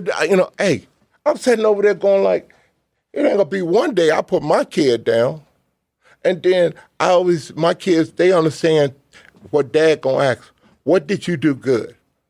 What did you do bad? And how are you going to fix it? That's it. When they got in the car, after the first couple of times, they said, Dad, my touches wasn't that good. Dad, I got tired. I need to run more. Hey, I was like, you get shocked, man, if you allowed them the opportunity to tell you what they did wrong. But most parents, they want to tell them what they saw instead of allowing the kid to tell you what they saw. Now, if my kid, I might add a little something to it, but I'm not gonna berate them. And especially that day when they tell me that, down the next day or the day down, I'm saying maybe you should work on this too. So how did you receive Jimmy Johnson's style? Because his was in your face. Holy shit! Hey man, I ain't never seen nothing like that, man. Hey, if he was like that in college, Jesus Christ! No wonder he brought everybody from Miami to the Cowboys. from that coaching style. I've never in my life experienced anything like that. You know, you couldn't win by enough points would make him happy. You know, he would just be screaming, man. He'd get up on the I just go sit in my locker, man. I ain't got time for none of that crap, man. It was he just went the hell off all the time. And then the next day, all them idiots that did stuff wrong, he'll line them up in front of everybody and take that money and dog cuss them in front of everybody. And then this is the one. This is. I feel like he's having memories right I know. now. I'm like, we're in a safe space. Hey, but what got me the most is they said the meeting started at 8:00. What time the meeting started? The paper on the board it says 8. On the announcement it says 8. But if 95% of the players are in there at 7:45, the meeting starts at 7:45. Anybody who comes after that is late. And they take your money. Now I got a question for you. What time did Charles show up at the meeting? Later than 7:45. Huh? Later than 7:45. What time you think I showed up? 8. 8:00. Yeah. Hey, I'll tell them in a minute. Words have meaning. We asked you to be here at 1. You guys were here at 1:00. We were? I told you. We're not finding you. I got a micromanager back there, you know. He loves you too, Dan. Oh, okay, cool. Oh God, he was telling me How all these great things about you. Yeah. And I'm going like, oh, man, you got a man crush on this girl? Yeah. What, man? I'm like Prince to him. Yo, Todd loves you. Yeah. Charles thinks I look young. Yeah. Okay, so did the hype live up though? Everything he was hyping up about Dan. Yeah. Has it all paid off for you today? In fact, I think that Dan, I think you must be nervous because Todd told me a lot of other stuff, but I understand. It wasn't like a Jerry Jones ride to the hotel type tell you a lot of stuff. What? Might as well, man. Jesus Christ. Todd don't stop talking, bruh. Hey, Todd will start talking about the dirt that's outside his window and how it got out, man. You know, hey, he's a very knowledgeable young man. Well, I love that we talked about he's like to different spread stuff, it. man. Huh? Sorry, I interrupted you. Go ahead. No. I like that. Yeah. Interrupt. Okay. Good. Good. Then we're gonna like each other a lot. Yeah. No, I just like that you got into different stuff. I mean, we've had you in studio in the past in a different. We were over at a radio station, and we had talked about. I don't know. It's kind of like I've heard you talk about a lot of things, but I feel like today I've heard you talk about some stuff I've never heard you talk about before. So I appreciate that. Hey, because you never asked. Yeah, maybe. Yeah, you were nervous. I was. Hey, that's why you put this on pretty your girl giant beside me, hog right? in the You were past. scared to be over here, bro. You're going like, yeah, that brother might pop. I believe at one time we had you in talking about Jeff Pearlman's book. Who is Jeff Pearlman? Pearlman wrote that book, Boys Will Be Boys, is it called? Yeah. I think so. And there was a lot of focus on the size of your hog in the book. And See, I don't understand why men would act something like that. yeah, well, Hey, Me neither. it was in a book. Are you envious? Well, if you must Hey, know. bro, hey, I just want to know. If you must know. Hey, so I guess when you go by, I'm envious when of you the go guy buy with hot just an dogs, average you get nervous, size. huh? Yeah, oh my gosh. Yeah, if you just are When the barely last average. time you had a hot dog, brother, you must be nervous. Go like, oh my God, what is that? Oh Jesus, help me, Lord. Man, you're the best. Those interested in learning more about Charles Haley's charity or interested in his golf tournament on September 10th, visit tackletomorrow.com. We do need a palate cleanser after that. Let's get to our Thursday, July 18th episode for the first time, where during viewer mail, Dan plays a version of a song you've probably never heard before.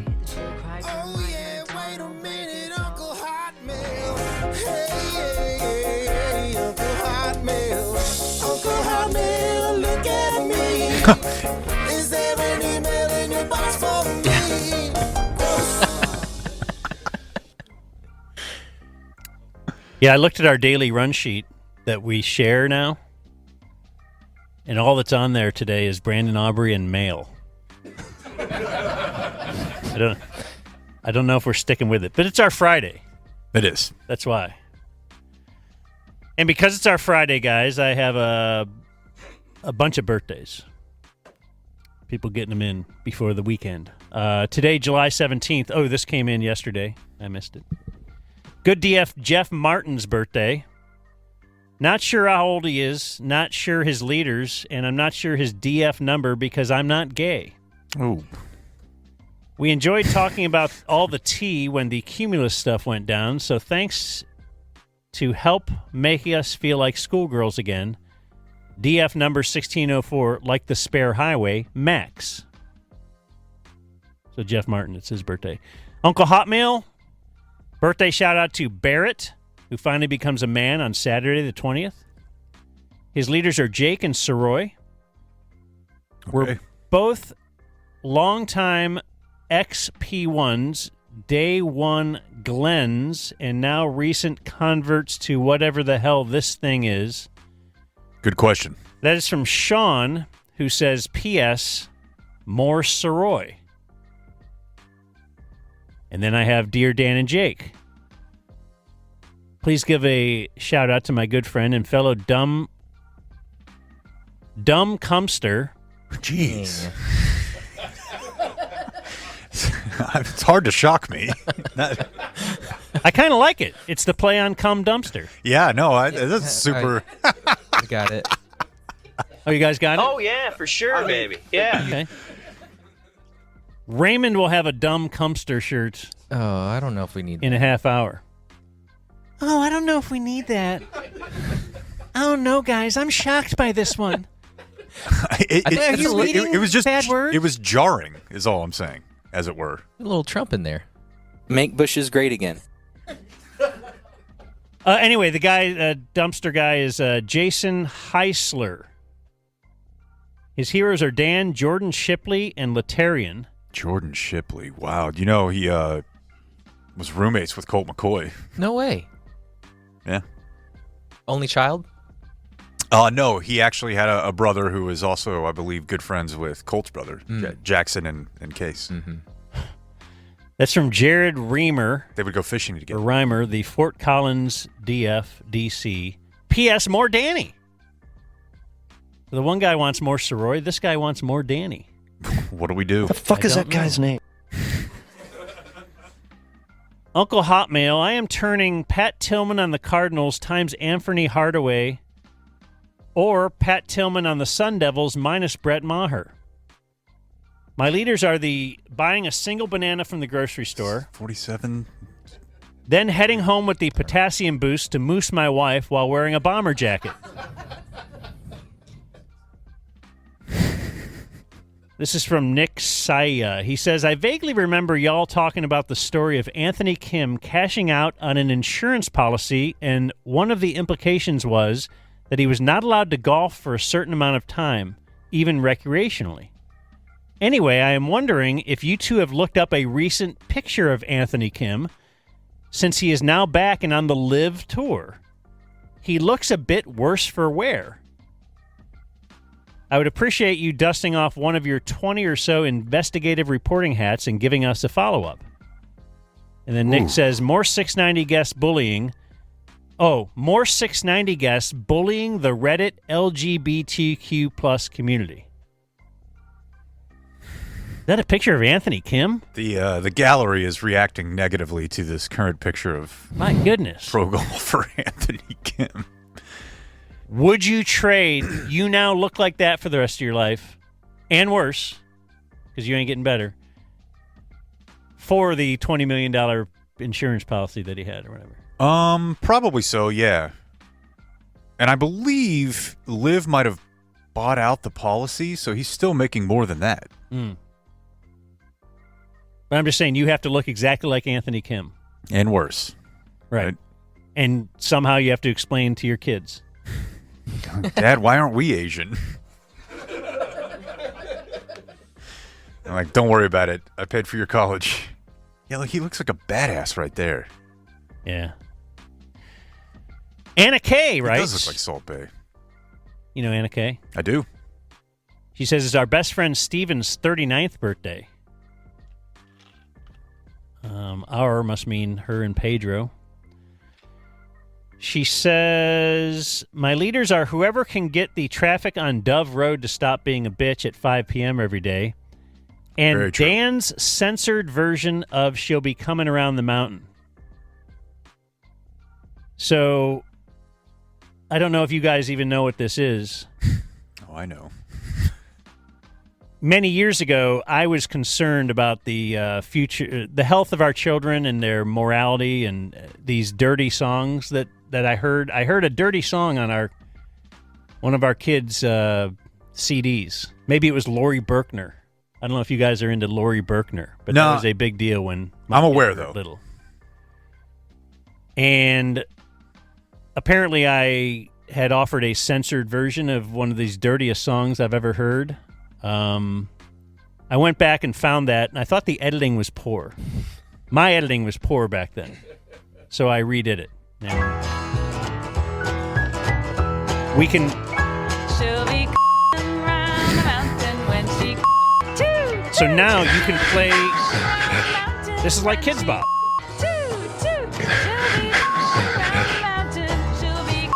Round the mountain, she'll be round the mountain when she Now, she'll be riding 6 white horses. your when parents won't be offended when you're in the car and playing kids songs. 6 white horses when she 6 white horses, huh? riding 6 white horses. She'll be riding. You might not have realized there's like 6 different verses to the song. Whoa, back, toot, toot. And we'll all have cake and ice cream when she yum, Hey, a yum. celebration. Yes, we'll all have cake A pat on the back. when she yum, Really, it is different when you think about it in that context. That's what I do every time. Because the around the mountain thing doesn't make sense. But having some cake and ice cream, you do get excited if it finally happens. wearing wool pajamas when she That's Okay, accurate. yeah, you know, I mean, maybe a promo code for a pajama company or something. This is very accurate, though, if you've ever seen the sexy time we have at home. That sounds really dirty. wool pajamas when she itch, scratch, yum, yum. Lick, lick. I did not know that there was a lick line. And we'll all go out to greet her when she I Can will you do, imagine I that? will The do whole that. fam- Yeah. Hey, hey. go out to greet her when she hi there. Like they're so amazed that you finally got to that Here's some point. cake. We'll all go out to greet her. Yes, we'll Here's cake. all There's go like a out big to sign, greet mission her. Yeah. accomplished. Hi there. Itch, scratch, yum, yum. Whoa, back.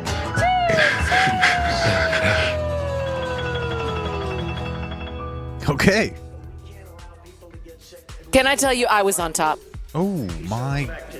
If you're looking for some Dumb Zone merch, head to dumbzonemerch.com, where we have some politically themed stuff for you to check out. And speaking of, they shot at a former president. Should probably talk about it. 2 days after the incident, here's our Monday Epi with Danny, breaking down what could have been, why Twitter is such a bad or good place after something like that. Today in Trump Yeah. is what we get to now. Yeah. And I feel like my headline from this, the Trump shooting over the weekend, is kind of like what we've done today is indicative. I mean, just the fact that We're mirroring the national conversation, right? Like we didn't lead with it. it feels like it happened, and then it's like, oh yeah, that was a story the other day. Yeah. But well, what about the River Sen and Caitlin Clark? Like you've just kind of moved on real quick. Mark I feel Cuban. like growing up, that would have been the biggest story, and everybody would always be talking about it. And I swear to God, I'm not positive my wife knows to this second that it happened. I told my mom about it. I was telling you this morning. I told my mom about it last night, and it happened on Saturday. Yeah, I'm serious though. My wife, unless she has watched the recording of the Today Show news, From because she Sunday. will just sit there. She's on Dexter right now. I think she started Dexter Friday. She's on like season 3 now. First time? She's never done Dexter yet. Oh. No. And she's like, why'd you tell me this was good? It's so great. She's watching Dexter morning, noon, and night. I envy her. But that's the way we watch TV too, is we don't scroll. We don't fire up the news. Like we just watch what we plan to watch. Sure. And there's no real sporting events on. I didn't watch any All-Star stuff yet. Did you guys? I watched Dude Perfect ground out. Did you watch Dude Perfect play a little softball, celebrity softball, or whatever they're doing? When? Why? I don't know. I mean, it was sent to us a lot. And Kobe, Cody, Coley. They're the future. In fact, if ground you want it to out. make this a politics segment. And here's the thing. He grounded out to Kane Brown, who was once hired to play the halftime show by Charlotte Jones. Kane Brown's on the list. Kemp Spin? Yeah. He once got lost on his own property. He did. Started tweeting about it. And that's weird? I would think so. Yeah, you get lost on your own property and need help. I worked with a guy that, it might Well, have yeah, happened to that was weird time or because that was like a quarter acre. But I think Kane Brown was on probably 100, but yeah. So anyway, I don't know. What was your in fact, so Blake texted us Saturday. And if I am to look at my Jake and Blake text thread, which is a rarity. I don't text you guys very often. Well, I mean, You don't have to it's scroll often very far. very show related. Blake texted us, and it says, "Could you imagine if they killed him?" This was Saturday at 5:46. That is honestly how I found out about this. Well, I thought, is he talking about? We had been on a text thread earlier that week, and it was about, like, you were texting about some guy who had a snake at his house or something, and I was like, are we going back to the snake talk? And then Jake said, I can imagine it. They can't imagine it. And I thought, you know what? Now I don't think I should jump in. I was going to jump in and go, what is this referring to? Is it the snake? And then, so a couple hours go by, and I wasn't really locked into Twitter. I guess that was probably around Saturday dinner time. So now we're having dinner, and we're watching a previously, a show that has not been released in a decade or something. That's the way we watch our TV. So now I didn't know until that night, kind of when I'm going to fire up my phone. Let's take a look at Twitter. And I'm like, oh, Blake was texting that Trump was shot. And then, of course, following it all on Twitter is an interesting ride as well in today's day and age. Speculation, who was it, this and that. I wanted to ask you guys that when we came in today. Does it feel like this should be a bigger deal than it is? And if it's not a bigger deal than it is, why? Is it because of who he is, or because he was just grazed? I think part of it is like the media culture that we're in. Everything moves so fast, and you just kind of like move on from things where, like, I don't know that there's. I would be very interested to see what history books are going to look like in 2050, because previously there was like one thing that happened per year. Yeah. Mm-hmm. So it's like, oh, well, in this year, this is what happened.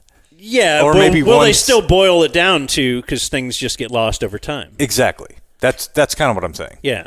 I think So, if he I don't know. had like taken a bullet and lived and had to get surgery and big emergency situation, I think it would be a much bigger deal than getting grazed. Yeah, but that's in the ear. That's the seriously, crazy part about that is an inch away. an inch away from that becoming like the biggest story in the last 100 years of American history. But since I'm just trying to see if that's hyperbole. A little bit, maybe. Kennedy was a pretty big deal. Yeah. Yeah, but I mean, right now, though, like a guy who's running for president a second time after he's already been president, and everything feels like this. Now we'd be arguing over tinderbox, tempestuous it's up there. situation. It would be up there. Yeah. Yeah, so I'm following it online, and now I'm like, oh, okay, somebody's saying, oh, no, it doesn't, it was glass. Yeah, they shot the teleprompter. Mm-hmm. And it was glass that hit him and cut him, and then it's... okay, so... Will we ever know? I will tell you this. As I showed my mom this, and I told you this morning, she immediately was like, "This is fake." Now, is she pro-Trump or anti? I would say she's pro-conservative, anti-Trump. Okay. And there's a lot of people like that will still vote for Trump, though. I don't think she would vote for Trump, but I understand what you're saying. Yeah, yeah. But I think she is a religious person who shares a lot of the values of the Republican Party, who also hates him. Yeah, okay. But I showed it to her last night, and she's like, "That's not real." I mean, it's like the second I showed it to her, I'm like, "Mom, what are you saying?" That was the initial conjecture that was all over the social media sites pretty much immediately after it happened. And I maybe tell the family of the fireman that died that it wasn't real, that it was fake. Or the 2 other people who got wounded? Like seriously wounded. Or, yeah, if this was put on by Trump, hey, shoot my ear. That's a pretty big risk to take. Shoot my ear. Jesus. Can you be the greatest marksman of all time, despite the fact that we've now heard reports that he was kicked out of his rifle club in high school because he was such a terrible marksman? The 20-year-old? Yeah. Yeah. I don't know. I just think people's brains are just so cooked. Yeah. And it's, obviously there are people that would be yelling that like a whole school shooting was all faked somehow. Mm-hmm. And there was actors and let me just say, it's the greatest live production ever if that was somehow faked, because it looks like a Hollywood production. Like is that real? Like, did he really then just pump his fist and the flag is behind him? And it's like this is a campaign photo for sure. I mean, the first thing you must have thought is, well, there is the next president. There's just no way around that. Unless Biden somehow skydives without a parachute and I don't know what he... Tackles Bodie. Like, it's kind of like if Biden can walk up the stairs without, tripping, then we're going to be like, yes, there's his thing. He didn't fall off a bike. Yeah. He rode 10 whole feet. I don't know what else to say about it other than, I mean, obviously, I can't stand the guy. I can't stand his politics. But that was like the most baller thing I've ever seen in my life. Yeah, it was like badass. Have you seen some of the memes? Fight. As he just gets clipped. Well, then you see like guys who blood. used to be Secret Service guys or people like, no way. If it was real, you don't let him expose his body then after that. And there could be another shooter. How do you know there's not another, blah, blah, blah. He's a big dude. I mean, that was the problem with like the female Secret Service, right? She only came up to like his nipple. How are you going to protect him if you're that short? Beautiful nipple. It was badass though. Part of the conspiracy theories is also that they had secured like a number of rooftops around there. Right. Except for that one. Well, and did you see the video where people saw him crawling on there? Yes. You could see him. There's that guy. And he's like pointing. They're like, hey, there's a guy with a rifle right there. Yeah. So and it was clearly not a uniformed guy. Right. Like, how did that happen? What I understand is the perimeter that he fell outside of the Secret Service perimeter, and anything beyond that was supposed to be local police. Yeah. And they are the ones. And, of course, you're going to get a lot of pass the buck and not my fault after something like this. I'm also I'm not taking shots at local police, but those people are not the Secret Service. Yeah. Like, they're not used to this. They're not trained in that way. Right. They're going to have some gaps in their coverage. But at the same time, it was a pretty small area. And I'll say the Secret Service isn't perfect. No. We forget that, wasn't Gerald Ford shot twice? Is that true? I don't know. I think there was an attempt on Gerald Ford's life 2 times. Yeah, I guess the only thing I would think about that is Reagan was shot. It is a bygone era. Like despite the fact that there are more school shootings and everything. Yeah. It's just because you think they've kind of eliminated the possibility that you could get a rifle into somewhere. Yeah, and I think also those people, like their tactical presence is highly, highly increased from what it was 30, 40 years ago. I mean, on one hand, you have like tracking your phone, tracking the internet, all that sort of stuff. But I also just think, I mean, the Secret Service used to smoke cigarettes. Okay. Now they're like trained killers. So I don't think this is like, because I've seen a lot of like talk about that of like, is this going to become like a common thing? I don't think it will. I don't think so either. But I do think the story is that it's not the big story that we think it should be. Yeah, I agree. Like, you didn't wake up thinking about it. Like, oh, I can't believe, It's just kind of like, and it's probably part of it is who he is, because something different is happening with him every 5 minutes. Yeah. And like now Flood it's the like, zone, right? Okay, it's this thing. Yeah. Okay, it's this thing.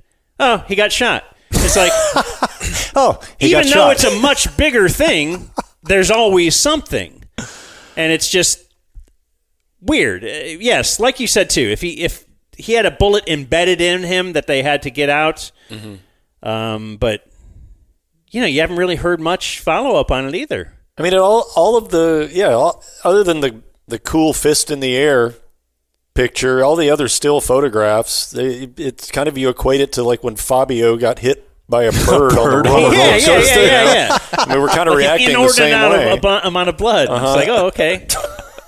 I think the Fabio thing had more lifespan, more legs. Yeah, like you were talking about that for weeks. Do you have any interest in the story of the guy, the shooter? I mean, if there's can obviously peel back all the layers of who he was and how he got to be who he is, and even those things, as far as politicizing this, which is those gears started spinning immediately. Yeah, there's a confliction in that he was a registered Republican, but he also donated $15 to a Democratic progressive organization, I guess. Yeah, like Activate Blue or something like that. Yeah. So you don't really know where he falls, and what will end up happening, I think the truth will be that this was just a very troubled person seeking attention. This wasn't about any as real... are all of these He wasn't some real political operative. Most of the shootings are Most of them. Most all of them. Yeah, but, had this been a Hispanic guy and illegal or whatever, that would be blown to giant proportions. And I think... or a proven hardcore left-leaning, left-wing type person that was on an operative mission to take out... This is the only way we can keep this guy out of office. They're thinking that was what his line of thinking was. But now it's like, well, there's a kind of dichotomy within his identity and what he actually stood for, and he was probably just crazy. Like the guy that went to baseball practice, Dan. Yeah. What about the thought that it could be an inside job somehow within our government? Yeah, I don't know. I mean, like I said, who would even think that you know what? I think I'll go to a rally and I'll be able to find an open building that I can climb up on. Like, I don't know. Especially if it's an inside operative, you're going to hire a 20-year-old with zero military experience. I would not using think so. that doesn't seem like a great idea. Using a rifle that's probably at that distance. That is not an accurate rifle. It's not designed for that type of accuracy. That is a close-range rifle. I'm shocked if that was in fact the bullet that clipped the Don's ear.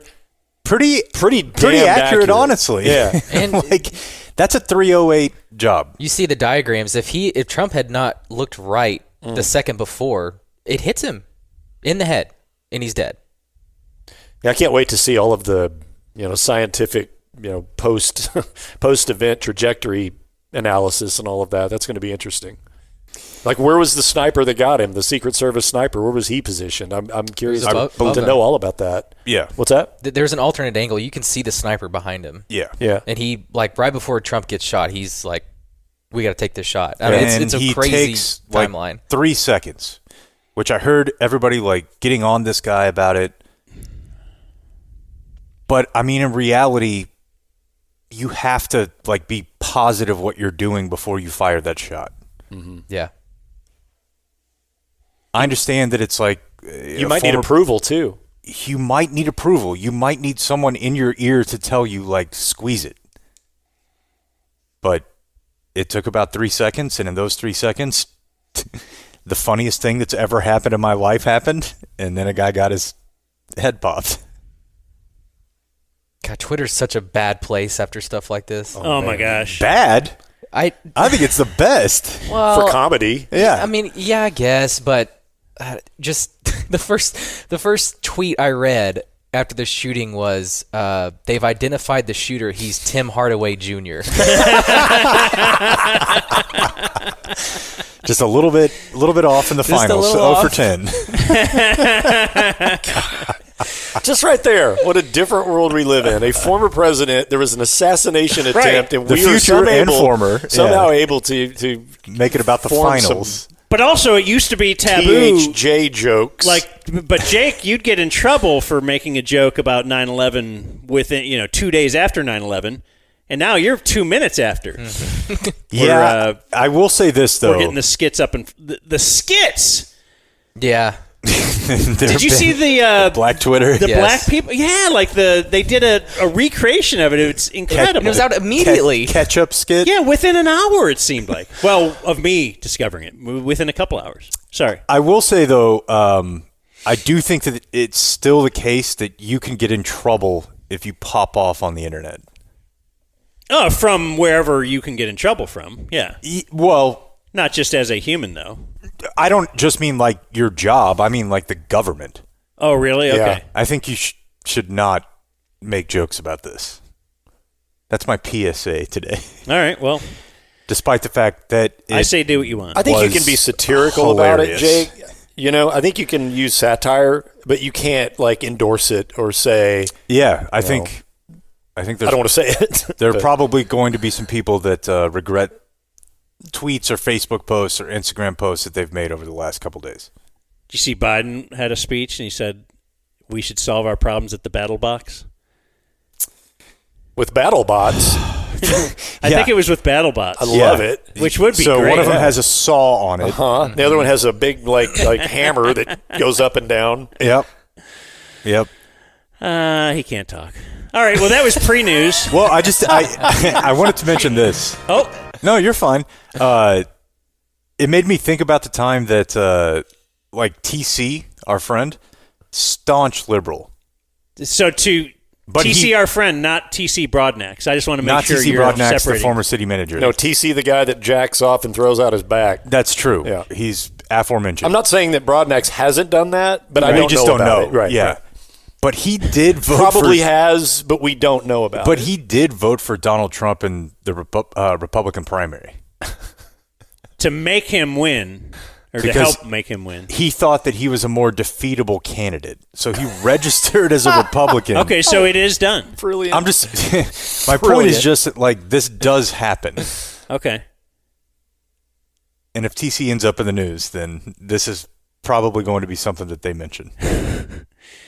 And he is the kind of guy that would register and then donate merely $15 and to also his cause. miss. So both things that he did, right? 3 things that he did, all really were TC pretty meaningless. Or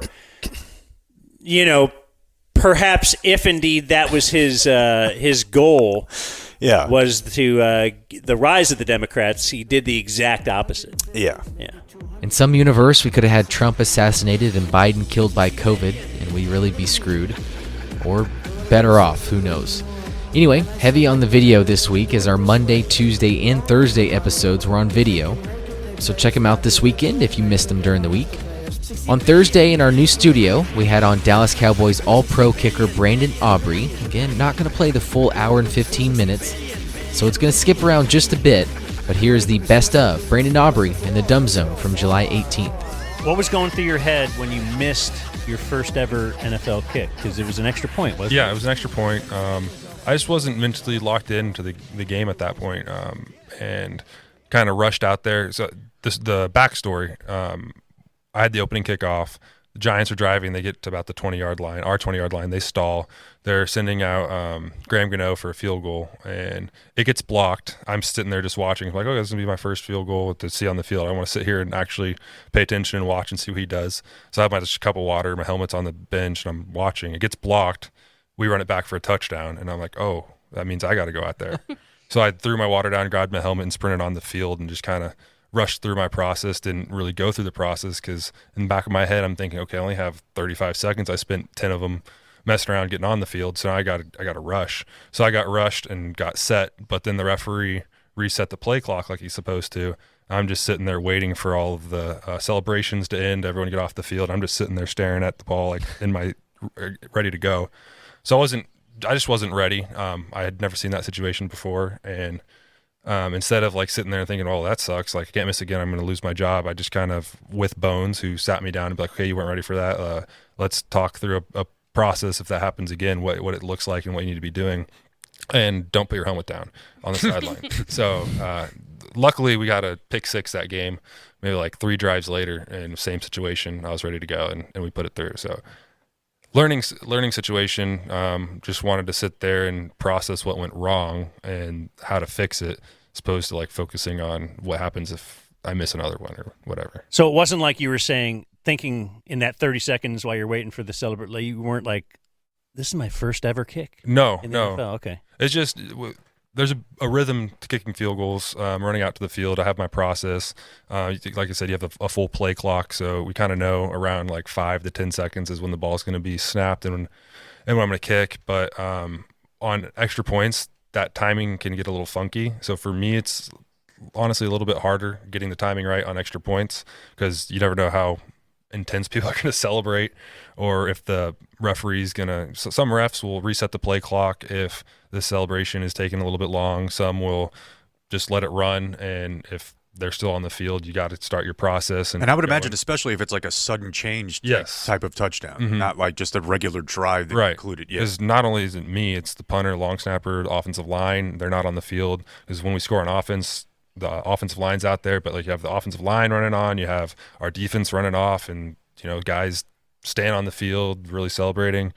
So some refs will reset the play clock, some will just let it run. So if it goes down, you'll see a lot of delay of games, not a lot, but a few delay of games on extra points on sudden change, just because the kicker is like, I don't have time, so we're going to take it 5 yards back, which is maybe what I should have done on that first one.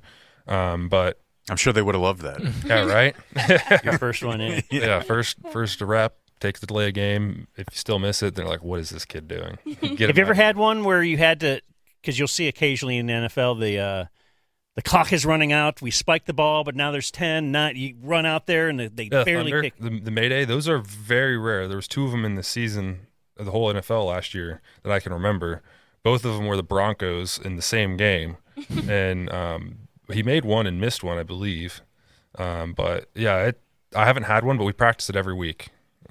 And that is just going out there being an athlete. You don't get a chance to take your steps. You just really look at the ball, feel like you're in the right spot, and then go.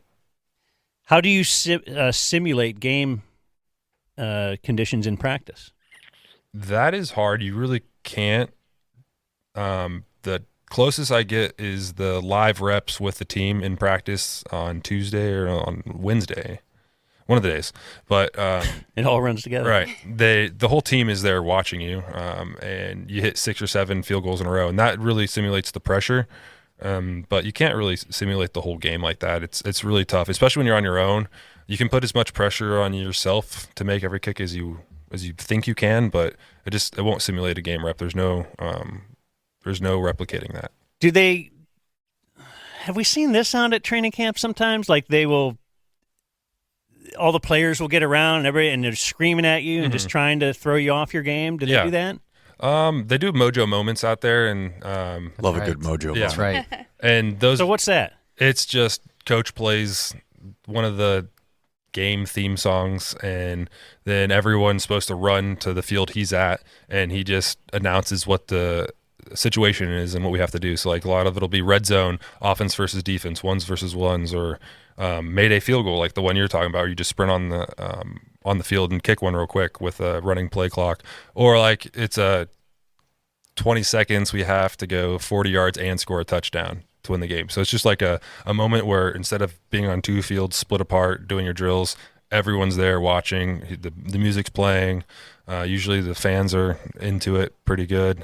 So those are the high stress moments he's trying to create to replicate the games. So unlike that first extra point miss where you were kind of caught off guard, if they are driving end of the half, end of the game, whatever, are you over on the sideline kicking into that net? Yeah, absolutely. On offense, I'm catching snaps from Trent, the long snapper, when we're on our half of the field. He likes to get 3 punt snaps, and then after that, bangers punting into the net until we get to about 50-yard line.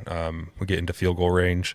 Then I'll start hitting into the net on third down or second down, depending on how fast or like what the situation is. If it's like we need to hurry, I'll hit on second down, one into the uprights, and be ready watching third down.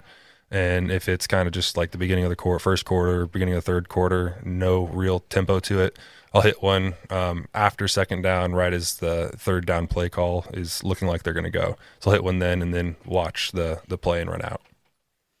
Was there a tough place to kick last year?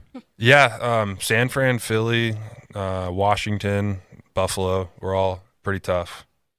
Just the conditions of the field, the wind in those stadiums kind of whips through, which is why I like kicking here. We got a nice dome, eliminates that. And Oxnard's tough too. The Oxnard's tough. You don't really feel it on the field, but above the tree line, you get that ocean breeze that pushes in. It's a little trickier than you think, because even below the tree line, it's like a stadium. It makes it kind of like a bowl. The ball is traveling one way with the wind, and then above the tree line, it might be a different way. And you can't. There's no flags above the tree line to judge that, so you just got to go out there and practice and kind of hope you don't hit a gust or see what it looks like before you go out for period, or that you get fired. Well, yeah, I imagine that's frustrating because that's your tryout. It's probably the toughest condition you've had to kick in. And they're good about that. They know. And I had another kicker there to compare against, and I did better than him every day, just slightly better than him, and then started getting more and more better, and they released him. And at that time, I thought it was pretty early in training camps before the first preseason game, so I thought they might be bringing in a veteran to really secure the kicking position and really have a competition carry out through the whole training camp. But they brought me into the office after they released Tristan and said, "We're going to go with you. We want you to have every opportunity to get opportunities in game. So we're going to bring you. You're going to be our only kicker for training camp. If you do well, it's your job. If not, and we're going to bring somebody else in. But you are the guy." Was this Coach McCarthy or Jerry or Steven? It was Bones. Oh, Bones. Yeah. Okay. Interactions with Jerry, they've been fun? Yeah. So the first time I talked to him was at Oxnard. It was going into our first mojo moment, which actually came before our first field goal period, because Bones was trying to give us some time to work with our operations and kind of get the snap, hold, kick all worked out before going into field goal period. But Mike wanted to have a mojo moment for kickers. It was like 50, it was long balls. So that came before the first field goal period, and Jerry, as we were walking out there for the mojo moment, stopped us both and said, "Hey, there's a lot of guys watching you. Don't fuck this up." But he was joking. He laughed it off after giving us a straight face for like 3 seconds. Said, "No, we brought you in here." We have a picture of that moment. Yeah. It's really great. They're just like laughing, so hard, and Brandon's looking at him like, "Oh my gosh." Yeah. Awesome. Now this off season too, you got the key. Oh yeah. To the city of Plano. Yeah. What does that even mean? That means I can open any door in the city of Plano. I always thought it meant like any vending machine. Did you ever hear about having a skeleton key? Like a janitor? As a kid, Yeah. you always, that was like the big thing. Like, For sure. I'd love to have a skeleton key. I could open anything. I'd get a Snickers or a Coke. Doesn't matter. I had very low aspirations as a kid. Yeah, well, that's awesome. That's the only one you didn't get. Yeah. You got your workbench. I got a workbench and I have a fireplace. Those are the things I wanted. There's his key. Yeah. Okay. Do that. Giant scope. Mr. Plano. Yeah. They named a day after me in the city of Plano. So you get when is that? Free sandwiches that day? Like May something? Yeah. It was May something. May 22nd, maybe. That's now, is it every May 22nd or just that? Just the 2024th. Oh. Or 2024. Did you guys like the eclipse? Loved it, actually. Should I answer that seriously? Yeah. Yes. Okay, yeah, I did. I thought it was really You know, cool. this idiot left town. It was lame. I Where'd didn't you care. go? He doesn't Colorado. know it was lame. You weren't here. It was awesome. I saw pictures and videos. We were here. It's not We did the a live same. stream, man. It was It's great. not the same. Brandon, tell me what it was like when it was dark for 3 minutes. It was during the incredible. day. He's Was that underselling awesome? it. Was that It was awesome? dark and slightly cooler. Oh, it's cool. It was like November and April. It was cooler. What if wasn't it would have amazing? what if it would have happened Like the during a temperature kick? went down like 10. Oh, yeah. It was cool. What was It the happened question? during a kick. What if it? Yeah, It happened during a kick. Ooh, you would have had to. good thing we're inside. You would have had to use like VR to prepare or something. You are inside, but does that sun ever get in your eyes? And Scary world? We do a good job of picking the side that it won't. Okay. But sometimes, yeah, it's usually fairly like close into the end zone by the time the second half rolls around. So, no, I haven't had one where it really affected me. Okay. And if you did, you're not allowed to say that because I've not been instructed. the on word how to is that, answer that question. Jerry won't put up curtains because it looks cool or something. I don't know. Right? Every year there's always fans concerned about that. I don't think this is going anywhere either. We use it as an advantage because we're used to it, right? Yeah. And There you go. This No, guy knows what I'm he's trying doing. to help you when the media starts grilling you after one of those games. The light ever does get in your eye. oh, the sun was in my eyes. Sorry. Next one. You can't say that. Brian Anger could hit that scoreboard every time if he wanted, right? Absolutely. That Yeah. must be a weird scene. Yeah. So a lot of the punters that are younger or haven't really been in a stadium like that come out in warm-ups and try and blast them straight up into the scoreboard. And I just think it's bad practice for them to get out of their habits of picking out their corners and really hitting like a nice average between hang time and distance. So like Banger doesn't try and do it, but he could do it whenever he wanted. What's the farthest kick, like in practice? Not running, but with the regular steps that you've For ever a field goal? Yeah. We call that a field goal. Do I have wind at my back? What is the Boy, situation? you're going to add all these caveats to my what seemed to be a simple question. Let's say indoors. Indoors.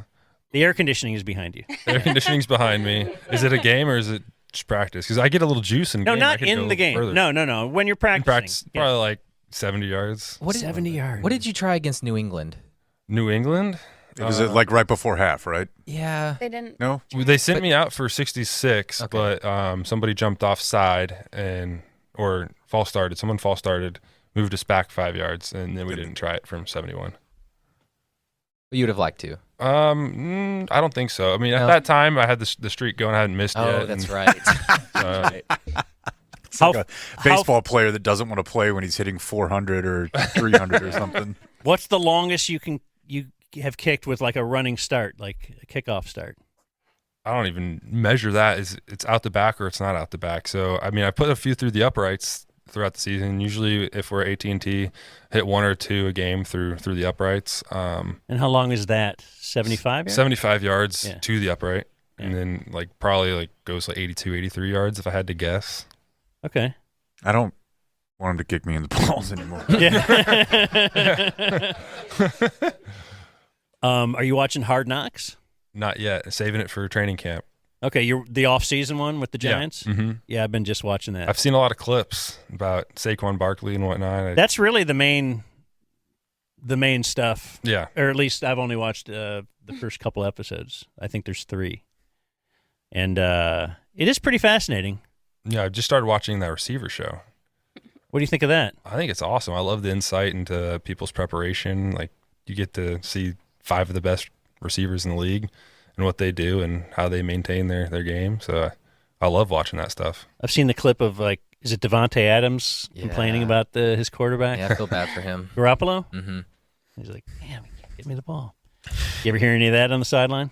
Not with the Cowboys, of course. No. The other sideline all the time. Yeah, everybody's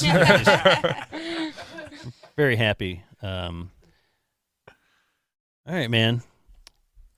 Well, it's great having you in studio. Yeah. We Thanks for appreciate having you coming. I know you were going to hang out for the first half of the show, and I think we're about there. But we'll run into you again, hopefully at training camp. Yeah, and I guess kick if some we balls. don't, We're driving. You're driving in an RV. Oh my gosh. That sounds like a brutal time, but Yeah, it certainly does. Good luck. Yeah. Thank you. But it's what we got to do year one, you know? Sometimes you got to sit in the back with the practice squad players. Yeah. The Cowboys have a media plane. Maybe you guys can get on that. Yeah. Yeah. They're letting us be there. Yeah. And that's we're pretty happy much with what we're that. gonna accept. And if we don't see you, then I guess it's good because we got Colton on the way, right? Absolutely. Hopefully he stays put where he's supposed to until the 12th. My wife would complain. Well, she only complained when one person did this. And it was my mom. But my mom, just felt it was okay to put her hand on her belly. Yeah, that's not good. And my wife did not like that at all. Is that something that you've had happen to you? Not really. I mean, I've had it happen once or twice, but for the most part, people are pretty good about asking first. And then do they have the funny? So you weren't upset when I did it earlier when I first saw you.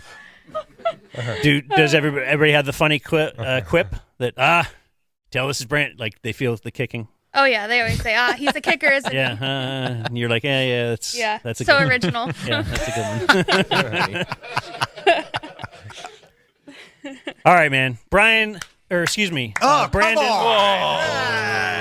Whoa. I was thinking of Banger. I can get Brian on. Brandon Aubrey, thanks for joining us. Jen, thanks. The Blooms, thank you. And we'll do this again sometime soon. Absolutely. Thanks for having us. Great dude. Brandon Aubrey, who we hope to catch up with at camp here in a few weeks, where we do have a tentative plan for the road trip if you're thinking about meeting us along the way.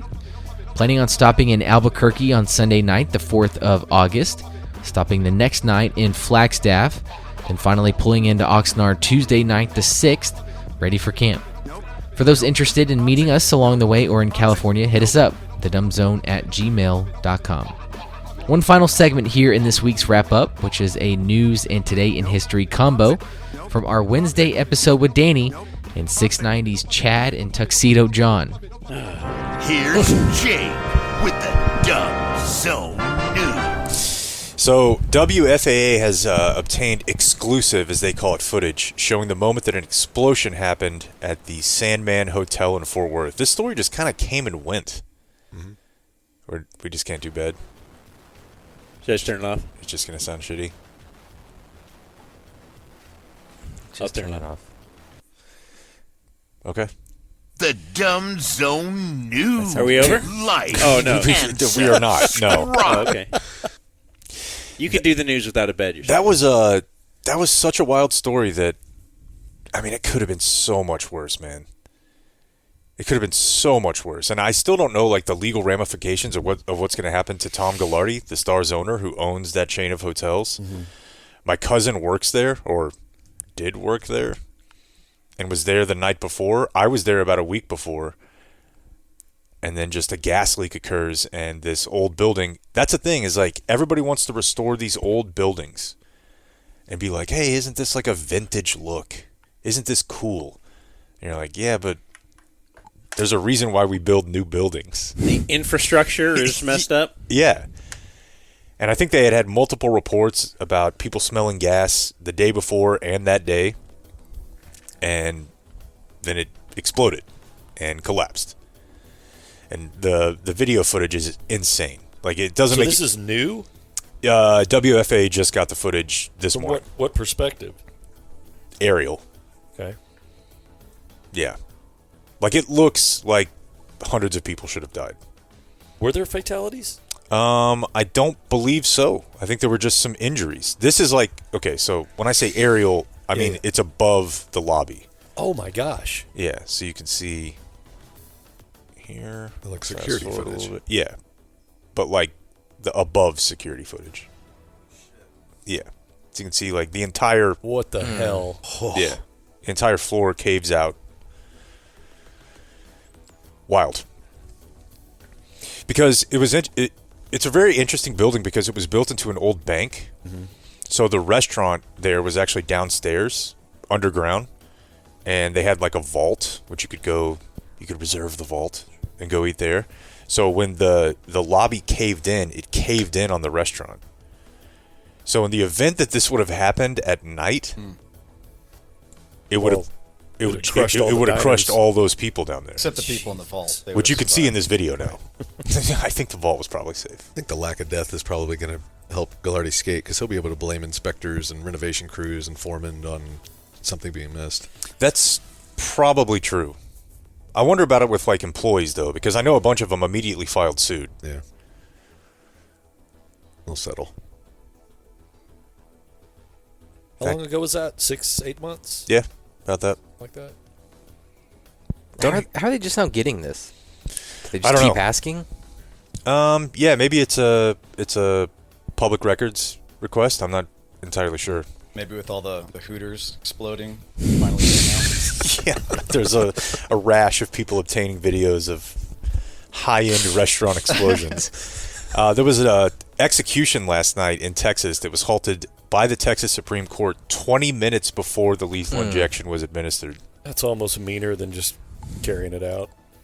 Yeah, you probably kind of had made peace with it. Yeah, wrapped your you're head like, around okay, it. it's happening. It's 20 minutes away. I already had my steak dinner, my Brahms, my steak, my already threw out my old enchiladas porn collection. Yeah, I already threw out my porn collection. Exactly. Oh my gosh, yeah. 20 you minutes. probably cleaned your cell out. I mean, if you're being executed, they're going to look at the porn collection and be like, yeah, no big deal. Yeah. Yeah, they're always really cool to people nothing. on death row. Like, yeah, cool. That's nothing. So it's a guy who was he was convicted of a 1998 home robbery where an 85-year-old woman was killed. He has maintained the entire time that DNA evidence would prove that it wasn't, he was not involved. And I guess in a very weird turn of events, the Texas Supreme Court actually was like, yeah, we should stop this. Isn't that in the fourth quarter? Is that your biggest fear? Being blamed for something you didn't do? Oh no, it's people thinking you're crazy when you're not. Yeah, like I've told this story before, but there was a This American Life episode about a guy who got locked up in England. I think it was a place called Broadmoor, and his family committed him, and he couldn't convince the people there that he was not crazy. But they thought he was. But he clearly wasn't. Because what would a crazy person say? I'm not crazy. Yeah, the first So step he was is there admitting. for like 40 years. Good God. Yeah, something like that. And they're like, oh, yeah, I'm sure, dude.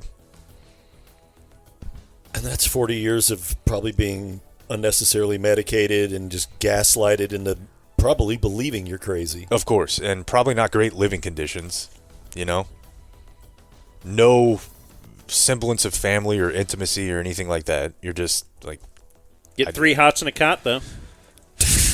Well, don't you become crazy because they give you a That's bunch an of Uncle drugs, Dan too? moment right there. Say that again? You become crazy because they're giving you all this medication and stuff. Yeah. No, I think that's what Danny's saying, is that eventually you become what people are telling you that you are.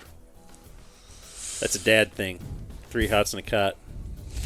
For sure. It's the brighter side of prison. You ever heard it? Yeah, of course. Yeah. I was like, I ain't scared of prison. Hey, 3 hots in a cot. Then you get to lift weights and stuff. Get in real good shape. Yeah, and free sex. And I was gonna say, and apparently, at least in the UK, you get to have sex with the guards. We never talked about that video. That turned out to be fake. Fake? Yeah. Ball Turns sack. out that was a fake. What? Write it down, Blake. Jake just got ball sacked again. Yeah, that was released. I even know it. That those two put out videos. The dude that was smoking a blunt, like next to them having sex, right? That video in the prison. Yeah, that was fake. Damn it. The prison guard and that guy, they put out videos. That's their bit. Yeah. Sorry, Jake. Or the lady dresses as a prison guard. I really hate when this happens to you. He's already worn that video out. I was going to say, I have so many memories. This is the fleshlight is just This is a worn beaten thin. man who hasn't That's had why you have Pornhub in 3 months, and he's trying to find any material he can. Back in the day, I probably was ball sacked by MILF Hunter. I was like, oh. You must be really hunting them. I thought it was insane. He just met her at like a Home Depot. He's so good at And tracking. now they're at home. Hey, look, they're at a trinket store in Orlando. Yeah, it was amazing. Like, he actually just met these two girls, and then all of a sudden he's back at home with them. So lucky their kids aren't with them. And then it took me like a couple years later, I saw one of those ladies in like another video. I'm like, whoa, whoa, whoa. Whoa. You saw where she started. You thought this video was real? Come on, dude. This one? Bro. Come on. The initial video was done really, really well. And, like, you've seen these videos of guys who are in prison who have amenities that you didn't know that they could have, right? Mm-hmm. Whether it's a phone or a hot lady. Or a hot lady. 2 flashlights. Damn. This is a tough one for me. I'm not gonna lie to you. Moment of silence for Jake. Paul. Yeah, I don't know what to say right now. Yeah, Like, how are you going to recover? there were a couple moments. I think your dog just farted. There were a couple moments where I was like, man, they've been doing this a long time. That's the So you hang did up. question it a little bit. Not enough. But deep down, you were like, no. It's like Santa Claus. Yeah. You knew it wasn't real. He wanted to You- believe it. That's it. He's trying to believe. It's Schrodinger's cat. If I don't look any further. Schrodinger's dong. Bad. We can cut that one, right? Nope. No, don't cut anything. All my shit stays in, so does yours, buddy. It felt good coming out, though. It sure did. Always does. The guys are going to die on this one. Were you guys aware that DISD had a barber academy? No. That's pretty cool. Yeah. Well, it was. Oh. Did it blow up too? It did not blow up, and nobody had sex with a barber there in a fake video. But it did close down. It had been operating on Main Street in Deep Ellum, and it closed down yesterday. Why come? Money. Oh, really? Yeah. But it is kind of a cool thing. Like, you think about STEM and, like, preparing people for other types of jobs. Like, gotta learn how to be a barber. Was this part of the, what do they call those? Like, outreach? Uplift. What are those schools called that are all over? I think they're closing that one, if they haven't already, in Deep Ellum on Elm Street. I'm not sure. I mean, this is sort of what the guy who used to be my agent did with his, like, outreach program. Is what they would do is, like, basically kids would go live there during the week, and they would provide them, like, job training, and if their parents couldn't necessarily be involved in their life from a day-to-day basis because parents had to work, and then they would, I think, go home on the weekend. But they would teach them skills like this, you know, regular stuff. There's times where I look back on my life and I think, I should have just learned to weld. Oh, yeah. Or be a mechanic or something. I'm not sure that I'm, like, cut out for it necessarily. You let your kid go to that guy's house, though? It's kind of strange. The outreach person that's housing children? So it's not like a guy's house. It's like an actual facility. And they have, you know, trained educators there and trained caretakers, and Donovan was super involved in it. I think he still is.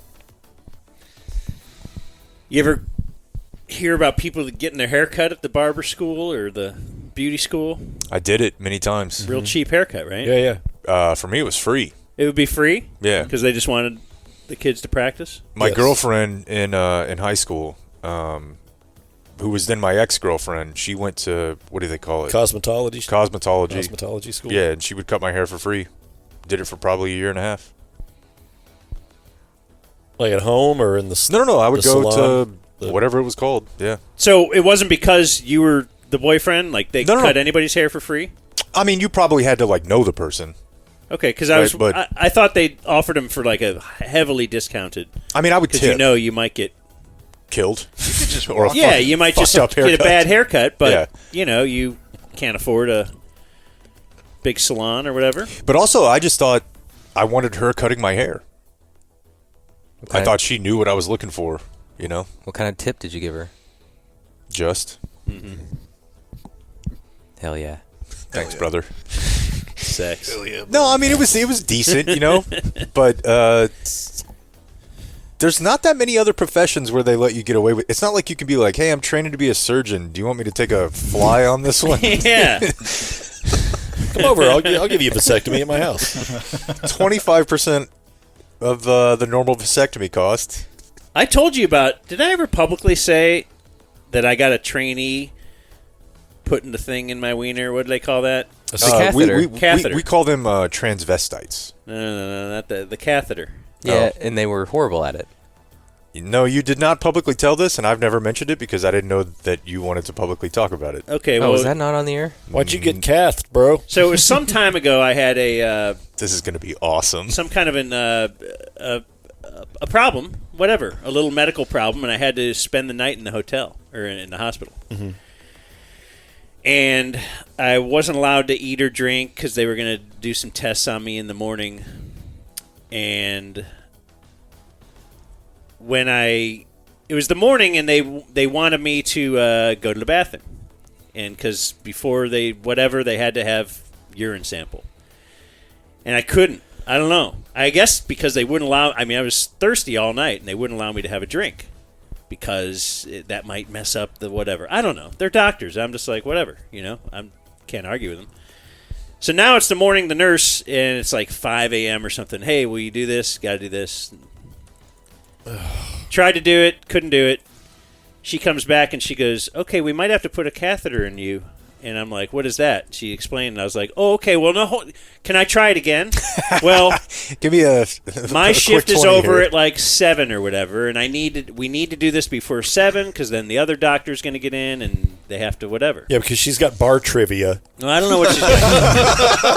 They had to have it done because the doctor was then the real guy was coming in. Mm-hmm. Okay, all right. And so now she's out of there, and I mean, like, I was having such trouble. Now it's in my head, and it's stage fright times a million, and I got the little whatever thing you're trying to go to the bathroom in while you're sitting on the side of the bed, and I just couldn't do it. Bedpan or something. Is that it? Yeah, maybe. So I couldn't do it, and like in fact. Like my blood pressure thing started going way up because I'm trying so hard. Like my heart's pumping because I'm. And then she's like, "Look, you're gonna have to just let us do this. We need the urine sample." I'm like, "All right." So now she comes in 10 minutes later with some guy, and now he puts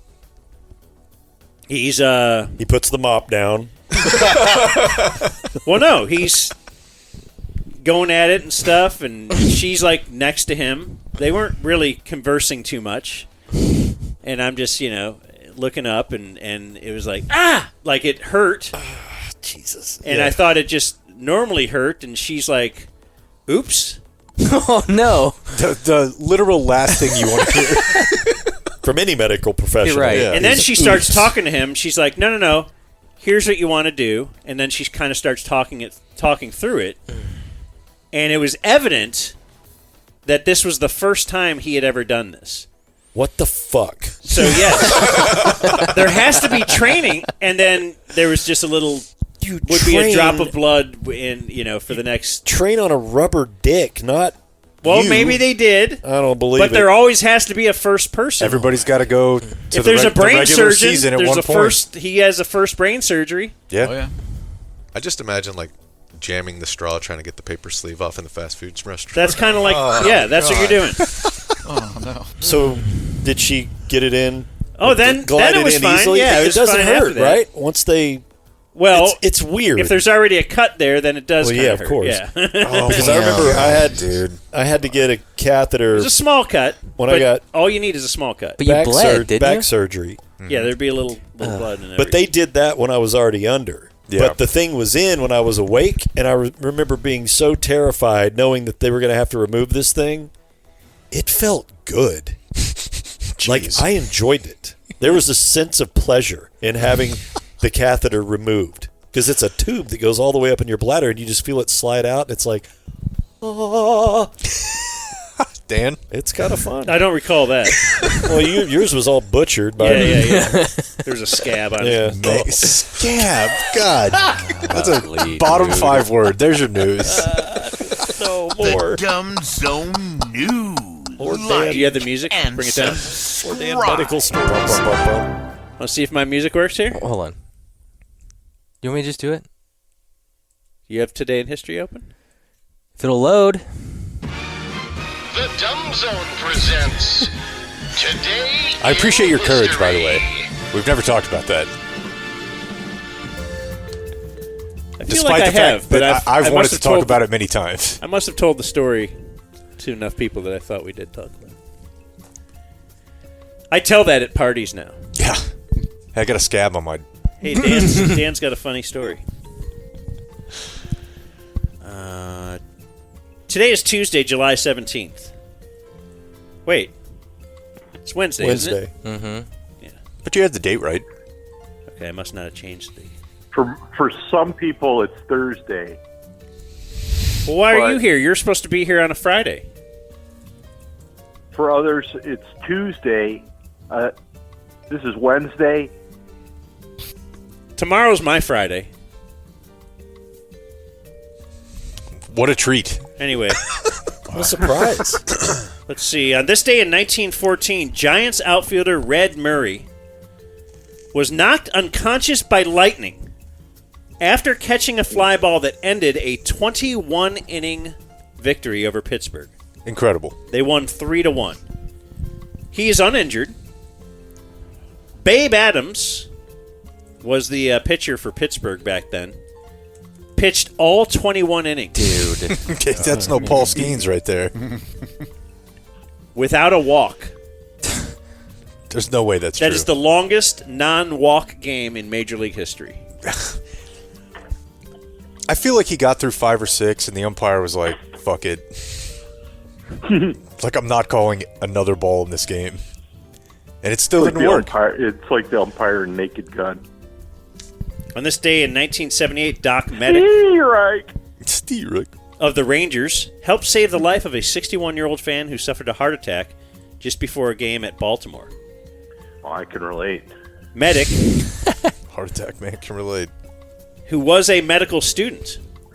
Interesting. And his last name is Medic. Doc Medic. Yeah. Administered heart massage until help arrived. So he's kind of doing. Hey, nobody massaged me. Yeah. On this day in 1981, do you feel like that's an advanced form of care for cardiac arrest? That's heart right. massage? Happy ending. Just heart massage. I'll just rub on it. And you got to get the happy ending. With See, that. I'm a doctor. I'm in med school. Medic. This day in 1981, 114 people were killed when a pair of suspended walkways above the lobby of the Kansas City Hyatt Regency Hotel collapsed during a tea dance. What is that? I don't know. That's what I took away from this, too, this morning. I was like... Where was the pole? What's a tea dance? I was going to say, I have a guess, but none of them involved 114 people being lethally...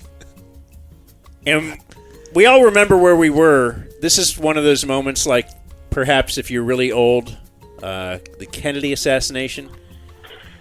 For me as a kid, I would say the Space Shuttle Challenger. Mm-hmm. Others might say 9/11. This is probably going to be like when Ryan Dunn died or something. Ryan Dunn, 100%. Tea dances are events organized on Sunday afternoons in the U.S. gay community. They were a place for singles to meet. The name alludes to traditional tea dances of the English countryside.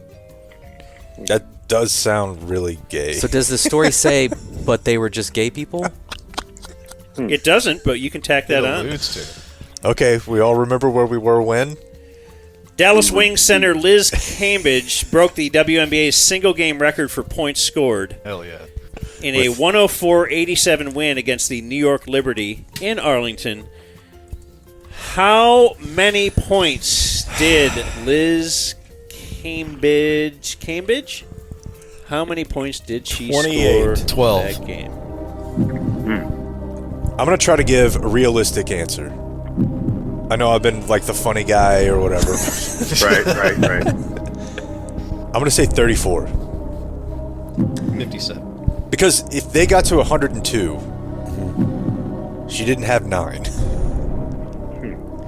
So you think 34 was the highest scoring output in like 30-year history? I don't know. Has the WNBA been one? No. Anyway, it was 53. I'm gonna say 30. Wow. That's impressive.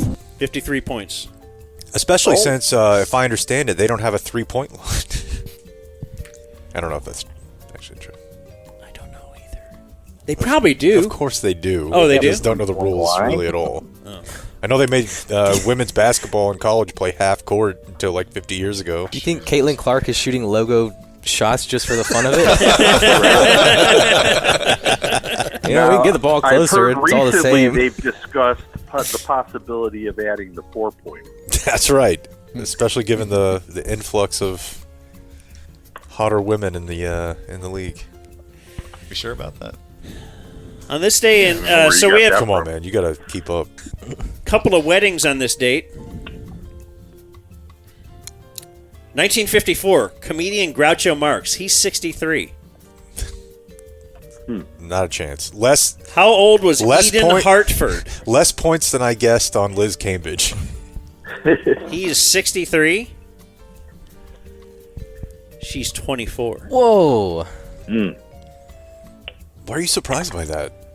I was just thinking 30. It was the 50s, dude. So is this just an American bit? Because on this day in 1990, Palestinian leader Yasser Arafat, at 56, gets married to Suha Tawil. She is 15. No, 53. 4. She's 27. Oh, okay. I thought about 30 you years. misled me a little bit with the is this just an American bit? I'm saying, is it? The answer is no. Apparently not. This is a universal bit. We can all join together. Yeah, I mean, loving to bang young chicks. I will not join in that. The world all together. If we had some let's all go to the hospital to the incubator. Illusions or something about the fact that for most of history, people have been trying to have sex with people 50 years younger than them as males. Yeah. I couldn't get past the fact that I have generational gap. We can't make the same inside jokes about Rocco's Modern Life or something like that. What, have you tried? No, I couldn't do it. No. Because of that fact. You know? That's why. The only reason why. Because you love talking about Nick at Night or whatever. It's true, though. After you're done. But that's a single anecdote. It's really more like the liminal in-between spaces where you have to fill time by referencing something. And I don't want to hang out with their dumb young friends. You know, yeah, you do. It's like it's like do that, things. Have you guys never seen the "You Don't Want to Be Out Here" thread? I think it was when Del Curry and Steph Curry's mom got divorced, and this guy had a long thread of like, "You don't want to be out here." It's different now. Oh, Del didn't want to. He's all afraid of the world he stepped into. Yeah, it's like, look, they're gonna make you go to yoga. Well, you don't. You're probably gonna have to eat sand or something at some point. You don't want to be out here. How many food pictures can you take? Yeah. Well, you're right on the friends aspect.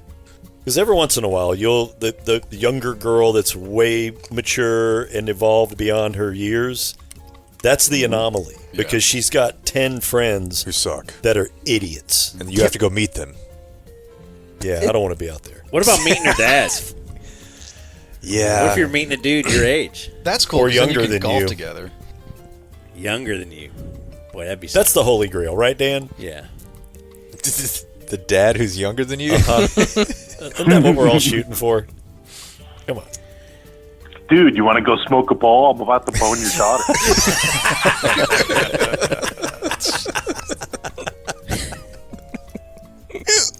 And it's like your daughter's friend. Yeah. Like Josh Hamilton's mom? Yeah. Birthdays today. Former star Louis Erickson is 39. I was a fan. Yeah. My wife was a big fan. See Sagan trade? No, I don't think. Maybe I thought you're that right. sounds right. Okay. I thought they played together. Matt Perk is 34. The Rangers' first-round draft pick in 2009 that ended up My dad worked with his dad. going back to the draft, right? He was a Boris guy and never panned out, but You were correct. like, did he ever get his money? Nah, I don't think so. I think he went back the next year, and by that point, like, his value had sort of tanked. He ended up with the Fort Worth Cats or something. Yeah, weird. and I think he got hurt or something like that. But yeah, his dad was super, super involved in it. And yeah, he worked with my dad. Mason Rudolph is 29. Dan. He was taught a lesson by Myles Garrett. Oklahoma State. Derrick Henry is 30. What could have been? Thought he was coming, huh? Bought a house in Dallas. Where is he now? Baltimore. Huh. Well, we got Scott Zeke. Norwood is 64. We got Zeke. Wide left. Vern Lundquist is 84. Name in Vern. Did he just retire? I like him. Recently? Yeah, and I always heard he was like a really great dude. Yeah. Me too. He looks jolly. Mm-hmm. Impossible to be called jolly if you're skinny. Good point. It looks like you would want to call him ruddy-faced. Yeah. I don't even know what that means, but it looks like he fits that. I want to ride on his But back. happy birthday to him, for sure. Luke Bryan is 48. Jake. Again, it's Zach Bryan. My bad. I'm not a fan of Luke Bryan. I never have been. I don't intend to be. David Hasselhoff is 72. One of the funniest videos I've ever seen in my life. That's the way you eat a hamburger. Hell yeah. I'm pretty sure it was like from Wendy's. In and out? He had the young wife. Oh, Did yeah, he was in and out all the time. He was in studio with us. Oh, yeah. That's right. That's the only thing I remember about that interview. He said it's great. It's like hanging out with your daughter, That's except you right. have sex with her. Right. Good Yeah. God. That's exactly right. That's Yeah. exactly right. And then we high-fived. Just the funniest part about that video, I think one of the most beaten looks you can ever possibly have is jeans, no belt, no shoes or shirt. socks, and no shirt. No shirt. Eating a floor burger. Just your belly hanging And over. somehow it's even worse because it's on carpet. Like if it Yeah. were on linoleum or hardwood. And the way he's pawing at it. He can And barely trying to support his draw own weight. the meat with just the square of cheese slightly adhered to it. Yes. Oh, he You- drops you it. know it's Pickle dripping on falls the out. carpet. You know that carpet's a mess. We've Yeah. all effing been there, too. I just didn't have my kid filming recording it. you and posting Yeah, it. usually you're over a sink like a rat. 100%. Yeah. Camilla Parker Bowles is 77. Man. Root. She's the Queen of England.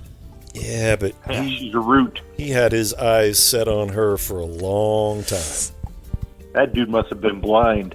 Robert Romanus is 68. Blake? Mm-mm. You know who he is. I got nothing. That's Damone from Fast Times at Ridgemont. Andre Royo is 56. He wrote for the Chicago Sun-Times, I think. He a famous columnist. So you're going with Mike Royko for Andre Royo? No, that's Bubs from The Wire. Bubs. Okay. That's right. Poor Bubs. Marina Oswald is 83. Still with us. Can you believe it? Actually, I didn't look it up this morning, but I think she There's a probably chance is. it's not I don't true. think she lives here anymore. Didn't Bubs actually have AIDS? Yeah. Yeah. No, wait. No, he got the test back and he was okay. Waylon had AIDS. Ah, And man, well, he taking died of it. character acting. Yeah. But he was actually one of the only characters on that show that found redemption. Corey Cotton is 37. Oh, his brother Kobe is 37 as well. Oh, jeez. Oh, my God. Uh-oh. Grounding out to end All-Star games. Or celebrity softball All-Star games. How's your boys' obsession with Dude Perfect these days? Those two are from Dude Perfect. The twins. Obvi. Have slowly phased out Dude Perfect. I just want to be like super clear about something since we've been talking about kids today. His son watches Dude Perfect and goes to gymnastics. Mine watches trash trucks. Built different. I'd like to see those two together, though. Because they're I would both love little that. maniacs. I would love that. Brooks is not on Carter's level, I don't think. What do you mean? I think Kid fights? No, I think Carter's energy is like he is the maniac. In my experience Like of being around Brooks, he does have a very sweet side to him. Carter breaks stuff. He's little Blake, man. Yeah. He loses episodes and he seems stoic. some boppers He's, on know, those he's kids and doesn't let get them too go at high, it. too low. 100%. Yeah. And mine is little me. Let's get all the boys together in a room and just see what happens. I would love that. Amazing. Throw a gun in there. Oh my god. Just see what happens. Born on this day, now dead, Rosa Lumpkin. She died in 1991. She was born in 1876. Damn. They say that she was 115 years old.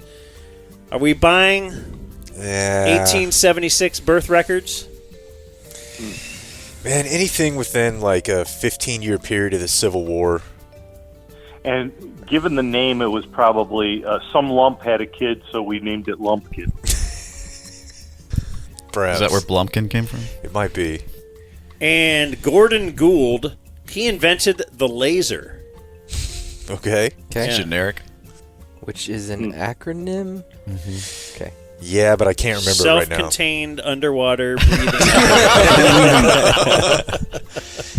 Laser. Did you guys have like for Dan and for Danny? Did you guys have like a laser pointer era, or was that? I remember after you? the era. I mean, it was a big thing for me because it got banned. Oh yeah, People were trying to shine them at airplanes. We would shine them at movies and stuff, and shine them at people's eyes whenever they were driving. Yeah, kind of like you'd in the auditorium at school or something. Yeah. Put one on somebody up on stage. Yeah, and you would Get hear in big like trouble for that. Yeah, you would hear a story about a kid of like, dude, he brought down a Delta flight. It was all bullshit, right? Of course Yeah. it was. Of course it was. No, Like, why did they ban? I Like, heard so- I don't know. Sully had to fight. I heard Sully had to fight through that. But you know, I think there was even like a point where the NFL actually had to deal with this a little bit, right? Were people training them on players from the stands? Yeah, And kickers. Which that makes a little more sense than I just brought down a 747 or whatever. Yeah. Died on this day, we have Dorothy Dix, died on this day in 1887. She created the first mental asylums. I'm sure those were very caring and kind. Yeah. Give him a lobotomy. Love So- talk therapy. Yeah. Yeah. So all these loonies were running around. It's like, what do we do with them? A lot I of got an role idea. playing, probably. I hate that we lost the word loony. Ty Cobb. Modoc the elephant died on this day in 1975. The oldest He was a doctor.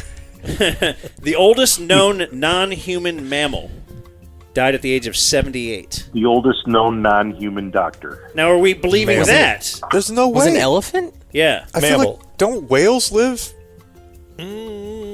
at least that long Yeah, but they're not sometimes? Documented. They're undocumented. Yeah, how would you know? They're just flooding the borders. Whale birth. They're all records rapists are and very murderers too. Sitting as I was. But like turtles will live to be over 100. That's not a Tremendous mammal, though. blowholes. I know. That's what I'm Stealing saying. our Yeah. black whale jobs. Yeah.